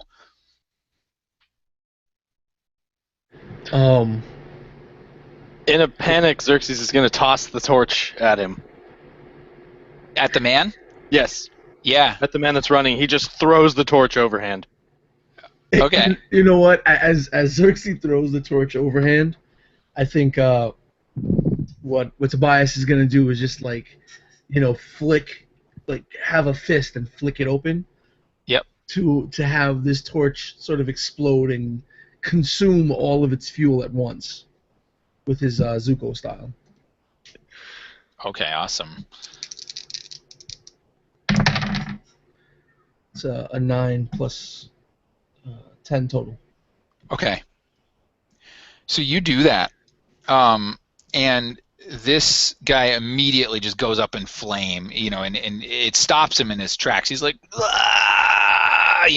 and I mean he's just burning, and you realize that the flames are, he's flailing around, and flames are like sort of, with bits of flesh and clothes flying off his body, and they start catching the rest of the parchments and the room on fire. You've only got about a second. This room is about to go up, in a blaze. And you see that the rest of the now you actually realize where you saw there was about 4 people. You now actually see these others. There's probably a dozen, maybe 15 of these people in here. They all start standing up, and Xerxes, as you threw your torch kind of in a panic, you feel something. You feel like a hand grab your ankle, and you look down, and it was one of those bodies that was kind of shifted aside by the door as Aventus came in. Now, like, has grabbed your ankle and is trying to pull its like face towards you. What do you do? I stab down at it. I still have a sword in one hand. Stab wildly at it, just trying to push it off of me. Okay. Yeah, and you don't need to roll. You do. You just like stick it right in the head, and it kind of like stops its movement as your sword goes all the way through and clangs on the floor. You realize though that the other one is trying to move as well, and you're starting to really feel the flames as this as this place is going up. And Aventus, what do you do seeing this scene? Since I'm kind of close to the ones that are already on the floor, it's just going to be kind of like this startled stomp on the hand as an attack. It's not really like something that he was prepared for, but I'm going to be hack and slash it. And miss terribly. Okay, so as you kind of go to do that, the other hand grabs you and with enough force like pulls you down, and you fall on your back, and this thing starts trying to climb up on you. And if that wasn't terrifying enough, the flames are now licking at you. Like, you guys are in a bad way. Like, if you don't get out of here soon, you're either gonna get burned up or these guys are gonna do something. I think I want to have Tobias is gonna not run, but like 2-step to his allies, and while he's smiling, he exhales slowly, and he's gonna inhale and like lift his chest up and slowly spread out his arms, and what he's attempting to do is to use Zuko style, to play with his brand new flames that are lighting the whole room on fire. And Xerxes is going to try to step back and get out of the way. We got back through the door if possible. And the great thing about that is that I learned to never do that again. As I mark off an experience. Yeah. Now, does that is there any like inherent damage attached to that or no? Zuko style? Yeah. There's it doesn't say that it deals any damage. It says when I bend a flame to my will, I roll my wisdom. On 10 plus, it does as I command, taking the shape and movement that I desire for as long as it has fuel on which to burn. On a 7 to 9, the effect is short-lived, lasting only a moment. However, nothing in Dungeon World, no items or anything has any listed damage. The damage that's dealt is the class's damage. Yeah. Yeah, that's what I was thinking too. All right, and what is your class damage? D8. All right, fantastic. So I want you to go ahead and roll a D8 for me. And I get an 8. All right. You guys all take 8 damage as the flames, you try to control these flames and they get away from you, right? And it's just this conflagration as it sort of almost blows up in your face. But it manages to what he was doing was trying to circle the flames in a cylinder and keep us in the eye. But I think the flames just circled and engulfed everything. Yeah, so definitely. So you all take 8 damage from that fire. However, it's burned that creature, singed him right off of Aventus. So Aventus is scorched and burning, but he's definitely not pinned by this creature anymore. And so I imagine if you guys have like a split second, you could probably back out of the room if you needed to. Which I definitely would. Yeah, Ventus doesn't really see a need to stick around here. This place is going up in flames, so going to the next door there to keep pushing towards that evil presence. Okay. And so basically what you would need to do at this point, you could either wait for the conflagration to die down, or you could basically kind of try to make your way. As you were over here, Aventus, you felt a very, very strong presence. You figure the evil is probably in this room right here. So you would have to go sort of through this room or potentially up and around to get here. So it's up to you if you want to wait and try to wait out the flames, or if you want to try to trek around. I feel like the trek around seems like the best plan at this point. Okay. So you guys are kind of making your way back down this way, and you can go back into the sort of main room that you were in, still free of any kind of danger that you can sense. There's nothing in there that that is immediately causing you concern. But you guys definitely are all singed and burning. Are you guys going to do anything about that, or do you want to just kind of keep on moving? If I'm still on fire, I'm gonna stop, drop, and roll in the hall. I'm fucking still muted. Did anything in the room survive the fire besides us? Not that you know. I mean, you guys kind of backed out and closed the... Well, I didn't say I did anything yet. Oh, all right. Well, then, no, all you can see is this giant conflagration of flames. It seems as though everything is burning. All the books and parchment are falling off and burning up, and the tables are all on fire. So I mean, imagine like the worst scene in Backdraft. Just like you can't, Right. It's smoke and everything. While our elven friend Xerxes runs out in sort of the panic, I think Tobias turns to look at him. And he's still licked by flames. The coat, the singeing of his flesh, the burning brand, the scar still glowing, red hot. And now there's no rules that say it in there. But what I want to try to do is discharge all the hold on my burning brand to give me some sort of bonus to my Zuko style. Okay, to what end? To a bonus to the roll.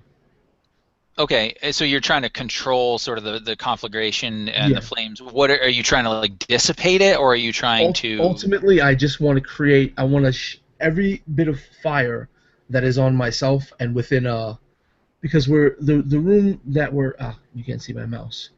The room that we're in has 2 exits. Correct? Yes. Yeah. Well, yeah. It's got the one that it's actually got 3. It's got the one that you came in, the one that goes into that other room, and then 2 other exits. You're right. I want to create a corridor in the flames leading to one of the exits. Okay. And he doesn't he turns only to smile at Xerxes and stays there to try to control this inferno. Yeah, I think that's fine. So would you have sort of studied the flames or the fire? How would you kind of know how to do this, or what inspiration would you have to kind of do that? Well, I think it's like the burning brand, knowing that with the ritual scarification, my control of the inner flames, and how I can shunt them outwards. I want to shunt the actual flames using my burning brand out and away from us. Okay. Yeah. And that's going to be the corridor within the inferno. Yeah, great. Go ahead.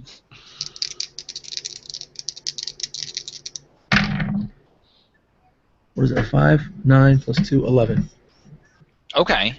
Cool. Yeah. So you do that. You definitely manage to kind of almost create this wall, this barrier where flames are on either end of you, but you have a clear passage through. And you guys, just before you leave the room, you would see this. You would see this happen. So I'm still there. Just Tobias is still standing. Like you would have turned around and saw the little licks of flames that were burning away on his coat. Maybe the singe, the hair singeing and curling up. Literally pull away from him as all the other flames pulled away from him, creating the corridor. And he's just standing there smirking at Xerxes.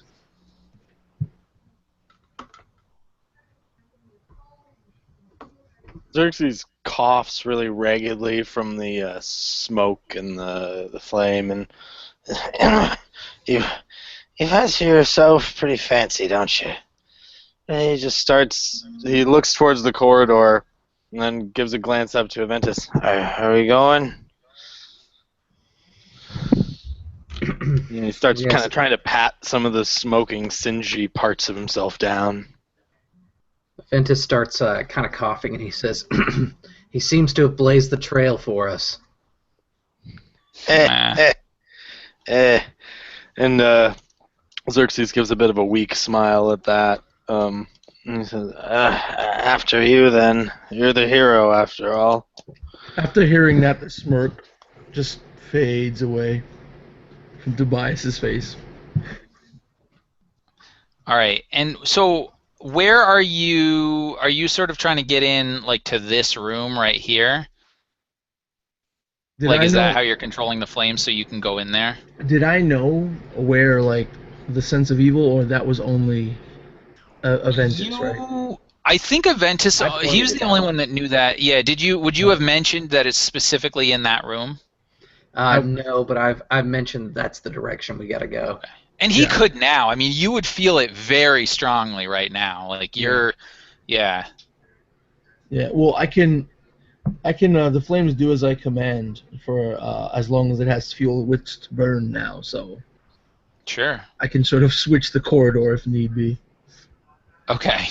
Well, and that's fine. I mean, you can go either way. As you can see, there's another entrance into that room anyway. So. Yeah, I go to I begin walking to the closest door, and then before opening the door or anything, I'll just turn and look over my shoulder at Aventus, waiting for any confirmation. Aventus will nod and follow. Okay. Yeah, and go ahead. Oh yeah, I was just gonna say that I proceed to open the door, being that I have my handcrafted skill, so that I wouldn't burn my hands on the hot metal. Yeah, absolutely. And so you open the door, and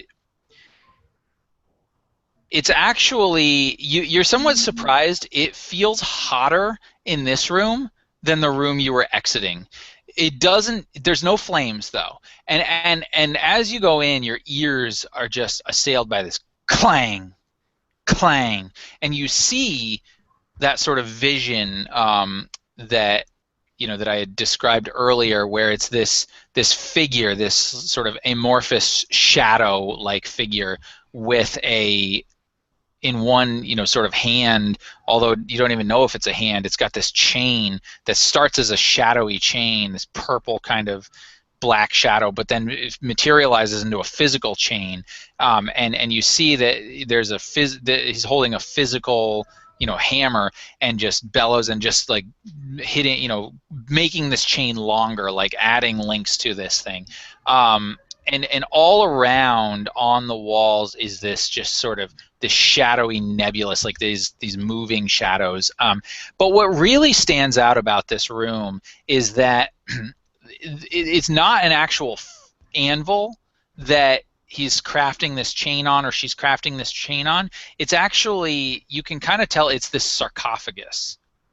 And within the sarcophagus, on the side, Aventus, you will see instantly, because it starts to blaze as soon as you enter the room, this symbol, this holy symbol of that order, not the Order of Una, but that sort of one that predates it. There's this, like, these, you don't know if they're precious metals or what, but it's this, it almost looks like blue, like diamonds, making this shape, and you can tell that there's this crystal, this great blue crystal in the side of this thing, and every time the hammer comes down and starts hammering that those chains, this thing kind of flares a little bit. And it was, at first it was very dim, but as you entered the room, it flared very bright. And as that happens, and you feel this sense of sort of both hope and despair and longing, the banging stops, and this sort of shadowy figure becomes aware of you. And you see it kind of pull its chain back, and its arm comes up like it's about to whip the chain at one of you guys.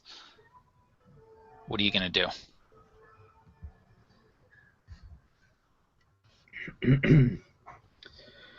Aventus is not going to be caught off guard this time. He's determined to move in, knowing that this is the source of evil, and he's just going to charge right in with a hack and slash. Okay, so I will tell you that this figure does not have a corporeal form. It's all sort of shadow. So you may or may not be able to actually do anything to it with a physical weapon. I don't think that thought would occur to Aventus until he's proven otherwise, kind of thing. Okay. Because I think he's just going to be overwhelmed with there's too many connections here. There's some sort of vile force that is defiling a precursor temple. Yeah. So if you're charging straight at this thing, I actually don't want you to roll hack and slash, because it's not sort of engaging you in melee combat, but in fact what I want you to do is roll, I want you to defy danger, rolling dex, because as you're charging at it, it whips this chain at you. It tries to sort of, capture you with it. That is a 10 on the defy danger. Okay. Whew. That's lucky. So as this, chain kind of comes flying at you, you see that only the very tip of it is actually metal, and you get this intense sense of evil, like this thing is, this is bad news. But you manage to kind of, maybe, I don't know, a combination of, pushing it out of the way with your shield and kind of ducking, aside. You manage to avoid the chain getting you, but almost with inhuman speed, it pulls it back again, and it's going to attempt to whip it. But you've gotten kind of close into this thing, and now you're really close to the sarcophagus. And I mean, you almost can't see because that crystal is just blinding, so bright. And you feel this presence, the only thing in this whole temple that doesn't feel defiled. What do you do? I think it's at that moment that Aventus will... something will click in his brain, and I'm going to attempt to spout lore on these symbols that we've been seeing. Yeah. So that is a 9. So on spout lore, a 9 is tell you something of interest. It's up to me to make it useful. Okay. So... And then, of course, you can ask me, how do I know this? Yeah. So you kind of recognize these symbols as these sort of ancient angelic figures or runes or depictions, as if this temple or maybe this specific sarcophagus had something to do with the great angels of old. But how do you know that? I think how this kind of memory comes back to him is he recalls one of his first adventures out, and it's hard to call it even an adventure because paladins during their training are given these like training wheels on type missions, and he got a mission where it was like, go save this library from marauding bandits. But in reality, the bandits were hired by the church, and it was just a test. But during that time, he spent time afterward inside that library, and he found an old dusty tome that had pictures that were reminiscent of these symbols, and he remembers even one of the names of this angel, and the name that he remembers is Agathel, who is vengeful, the angel of vengeful rest, the angel that is believed to guide the sword when you are seeking out to end an enemy in vengeance. Awesome. Yeah, and so you recognize that, and you start to think that maybe this sarcophagus holds the body or the relics of maybe a champion of Agathel or something. You don't know, but it's intensely powerful. But before you have a chance to do anything else, Xerxes, that chain comes whipping at you. And you wouldn't think that it could hit you because it's pretty far away, but it's streaking at you like you think it's going to get you. So what are you going to do? Xerxes makes a wild dive for the floor. He for a moment almost forgets about his sword. Like he almost drops it, and then he at the last second kind of sticks it out in front of him so when he dives he doesn't stab himself. And he's going to try to defy danger. Okay, experience. Okay, so in your valiant attempt to not stab yourself, you don't, but you do actually cut yourself a little bit. As you kind of fall and you tumble and your blade does cut you. You manage, though, to...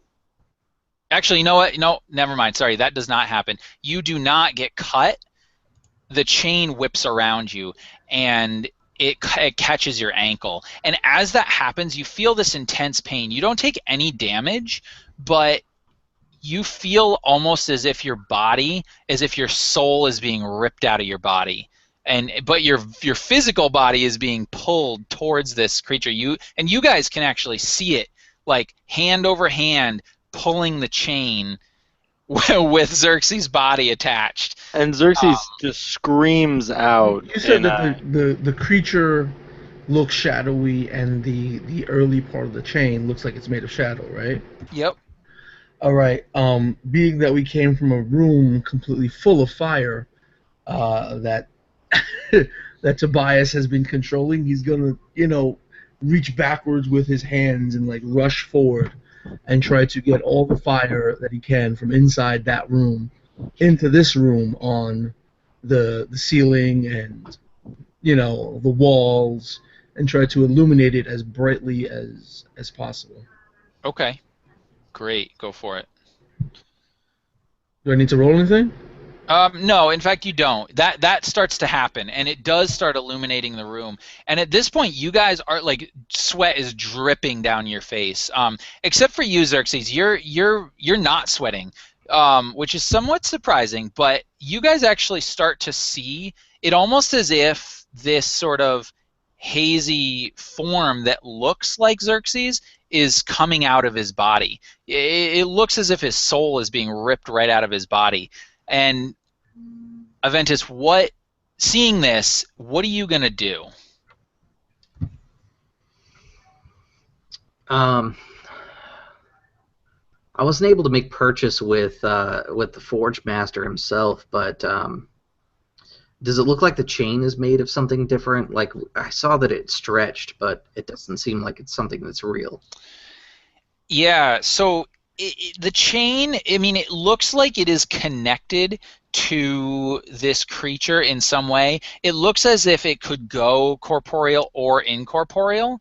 Why don't you could spout lore if you want to see if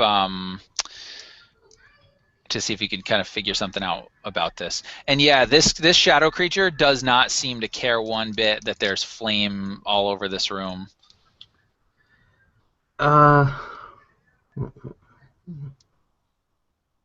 You know what? I think I'm going to discern realities instead. Okay, yeah, go for it. And that is a 11. So you know what though? I don't know if you have time to discern realities.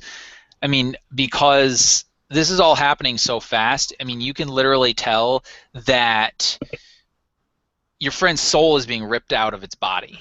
Okay, how about this? Instead of being able to ask 3 questions off the list, would I, with my 11 here, be able to ask 1 question without wasting too much time?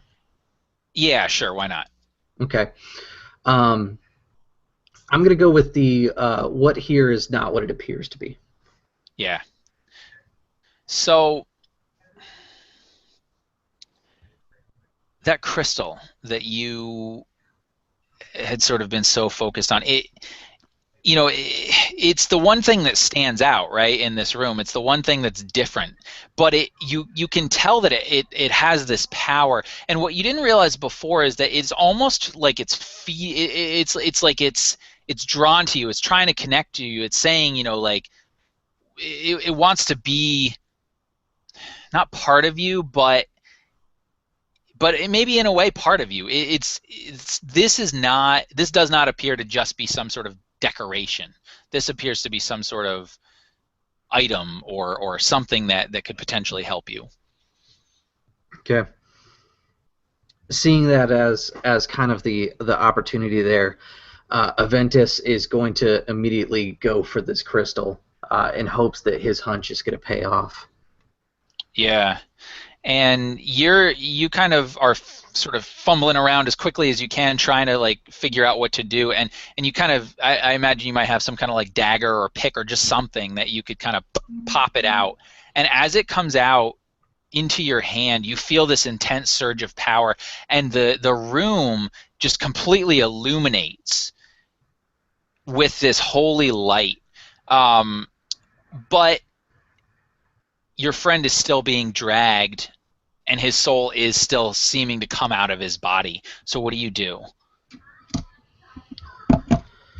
I'm gonna see if I can bring the light to him. I'm not really sure what I can do with this thing, but hopefully it will guide me as I go.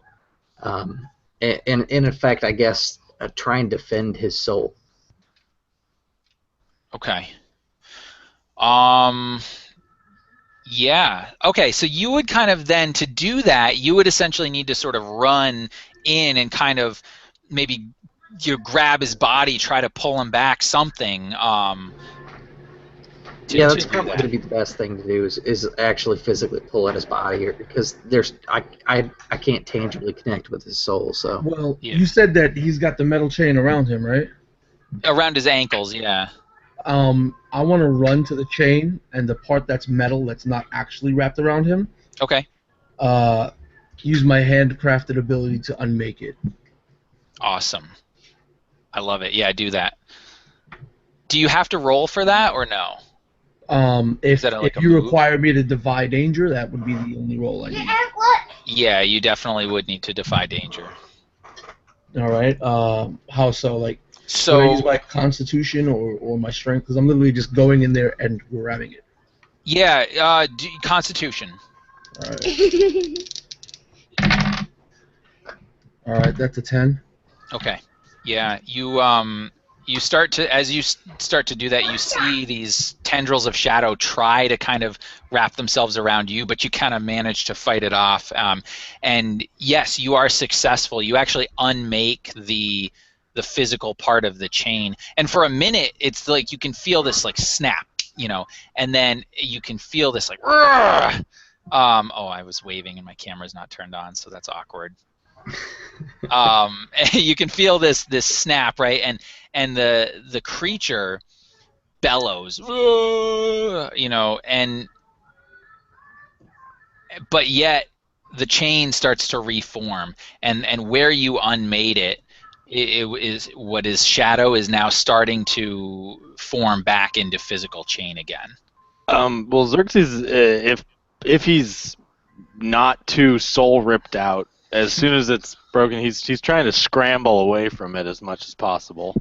Yeah, absolutely. And in fact, your body kind of slumps down. I do want you to defy danger.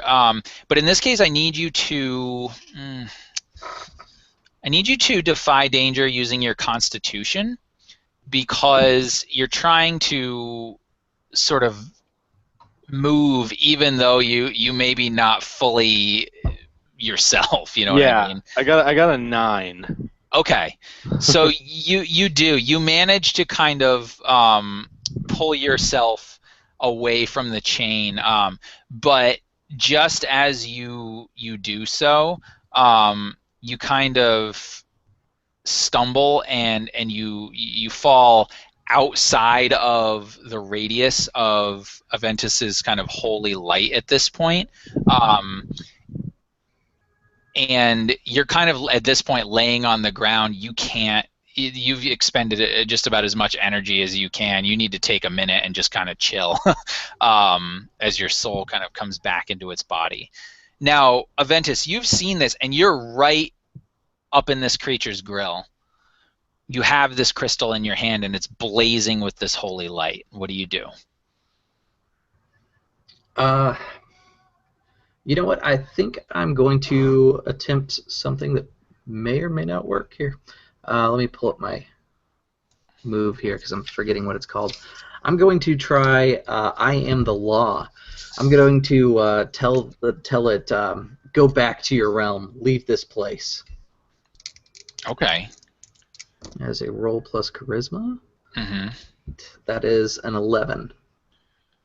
Okay. So on a 10 plus, I get to choose one. So basically, what I'm telling them to do, I'm trying to get him to flee, basically, or return to his realm. I also get a +1 forward for a 10 plus. Okay. So let's see. Okay. It starts to back away from you, but you hear this voice. You hear this sort of female voice saying, what power is this? I cannot return to my realm. I have unfinished business here." And you see, she's trying to get to you, and you can see she's trying to whip at you, but she can't do it, and she keeps backing away. And as she's backing away, this crystal is almost like pulling you towards her, right? It's like they're drawn together in some way. But she's trying desperately to get you, and she just can't do it right this second. What do you do? Yeah, Aventus is going to slowly walk towards her, like holding the crystal out as if it was a holy item, and he's trying to banish the dead kind of effect. But he's it's kind of a slow, ponderous walk, and it says to her, "Let your soul know rest. You are no longer needed to be tied to this world," and he's just going to continue to close that gap. Okay, and yeah, as you do that, you're closing the gap, and you get to a point where you're literally like standing just inches from her, and she can't move. She's like up against the wall at this point. There's nowhere that she can go, and she's trying to back away. And this crystal at this point, this crystal's almost becoming too hot to touch. Like it's blazing so much, and you can feel you hear in your head this sort of righteous screaming, not like of anger, but of like just this almost like a battle cry. And you sense that like this crystal is somehow feeding you this power, and it's just asking you to release this power. Okay. I take it to mean that there is a release this power custom move that I can activate, maybe? Yes, there is. All right, I'd like to do that. Yeah. So go ahead and give me a roll. Roll with wisdom. Okay. Let me pull that real quick here. That is going to be a 10 on the dot. Awesome. All right. So you feel this presence. You feel this sort of angelic kind of being, and you're filled with this holy vigor. And your whole, you kind of cup both your hands around this crystal. And as that happens, you guys, the rest of you would see his whole body illuminates. You can't actually see his body anymore, but you see these like big white tendrils of light, this very angelic form. And then Aventus, the crystal kind of manifests itself, at least to you, as this great sword made just completely out of light. And as you sort of rear back, you know that you have to sever this shadow creature, and so you swing, and as you do, the blade doesn't there's no sensation. It doesn't cut through anything, but you see that it severs the shadow, and you feel this intense sort of like something sucking in, right? And this the everything, all of the flames in the room, all of the shadow, all the screaming, piercing sound, all of this starts getting sucked into your blade, and you realize the blade is now no longer a blade, but it's this crystal again, and the light that was blazing so bright is starting to diminish, but all of this stuff is sucking into it.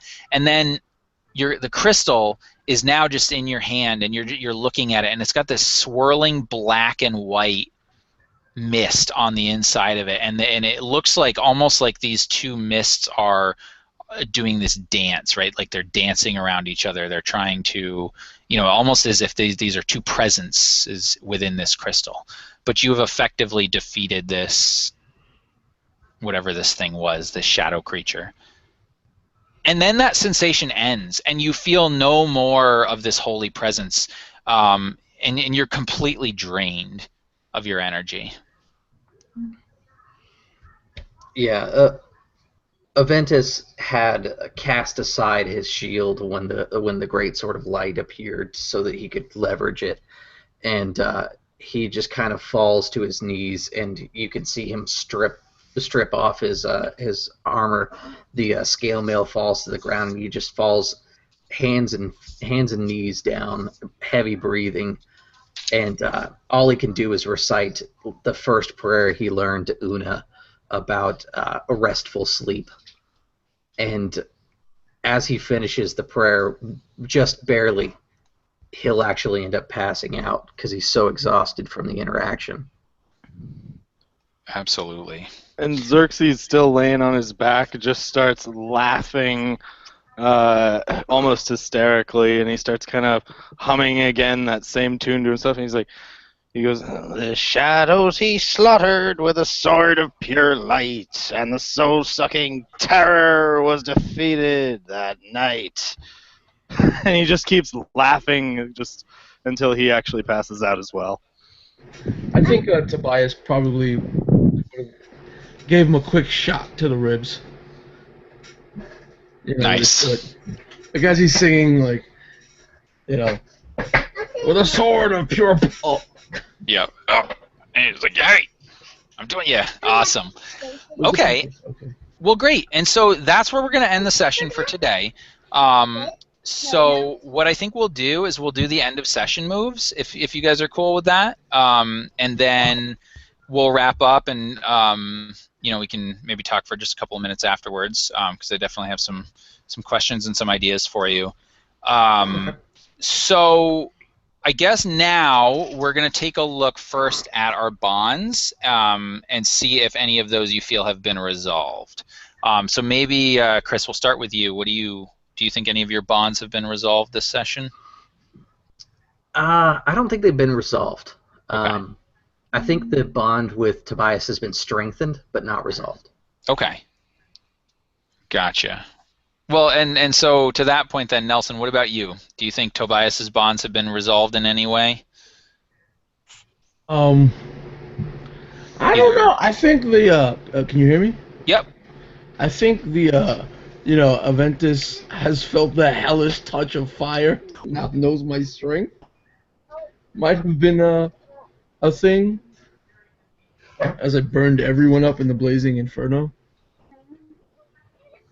Hellish touch of fire, huh? Well, what do you guys think? Do you guys think that makes sense? I don't know if it was resolved. I think again it's one of those bonds that kind of reinforced itself in the story. Right. Yeah. Okay. And Austin, what about you and your bond?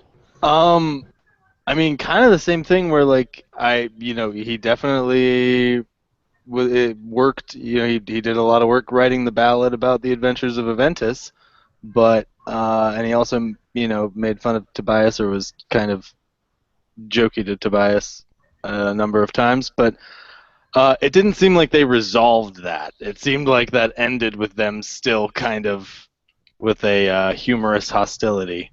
Yeah. And the ballad, that's not done by a long shot.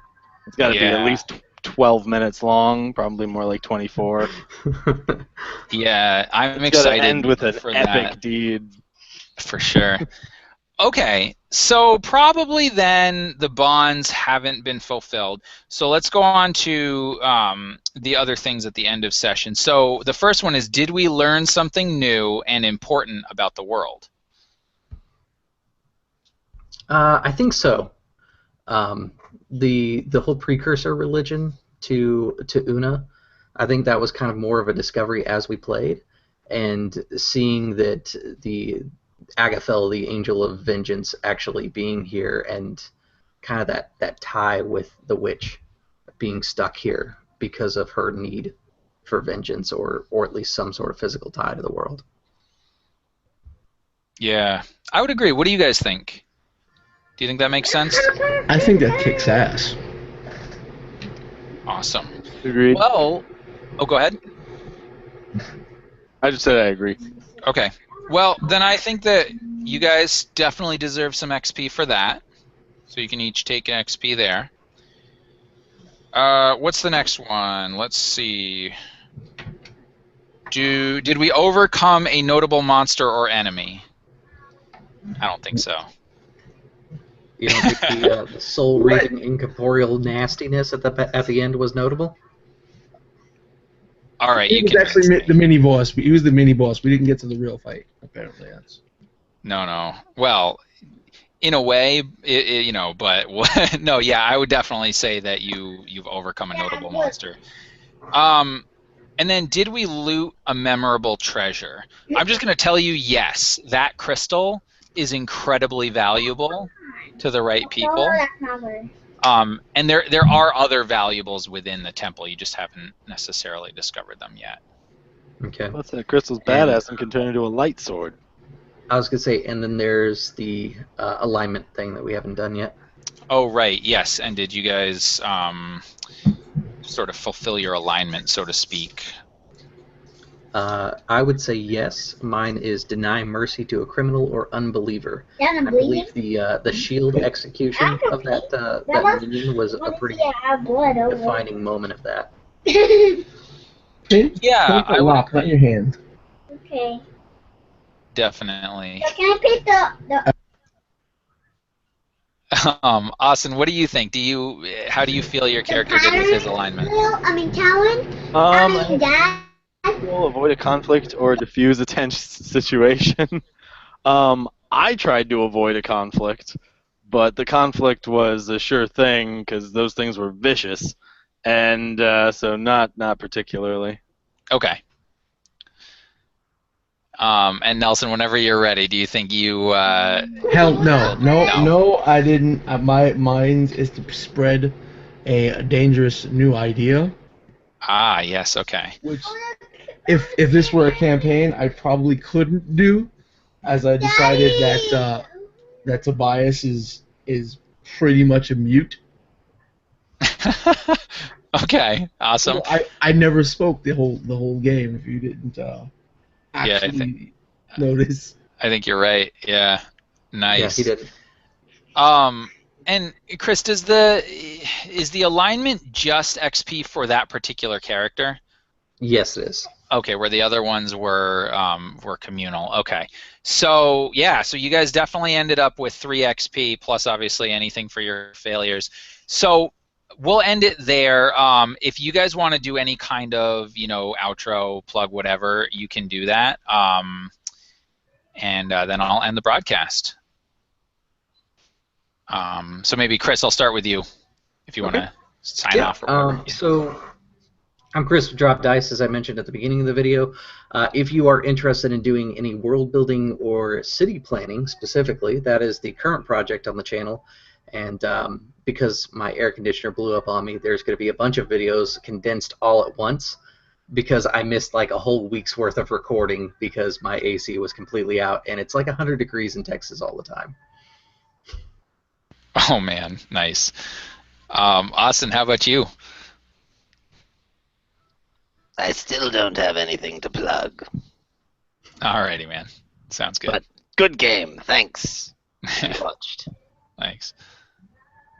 And Mr. Infinite Roleplay himself. Yeah, I guess that leaves me. Again, the biggest thing that I've been doing, the thing that has been consuming all of my real free time is writing Saturday morning tabletop DRPG that's based off of the D20 SRD, with a lot of significant changes. I'm going to be unveiling it in the Brigade Con coming up. So the first play kit is going to be available, freely available there with a ton of pre-gens or whatever. So if you want to check that out, go to the Brigade Con site or go to Facebook on Infinite Roleplay. And while you're at Facebook, probably visit all of the numerous communities that are there for gaming. The tabletop campaign group, tabletop one-shot group, the Tides of Change, Star Wars, the Tides of Change group, just all of those lovely, lovely things. Speaking of Star Wars, in a couple of weeks, Chris and a few other lovely little scumbags are going to be joining me in an Edge of the Empire campaign where they're all locked up in an Imperial prison. So that'll be fun. Nice. That sounds great. Yeah, and this is Sam. This is Chalice and Chains. Keep looking on my channel for more Powered by the Apocalypse games. I'm loving the system, and I feel like I got over my hurdle of being afraid to run Dungeon World, so definitely look out for that as well.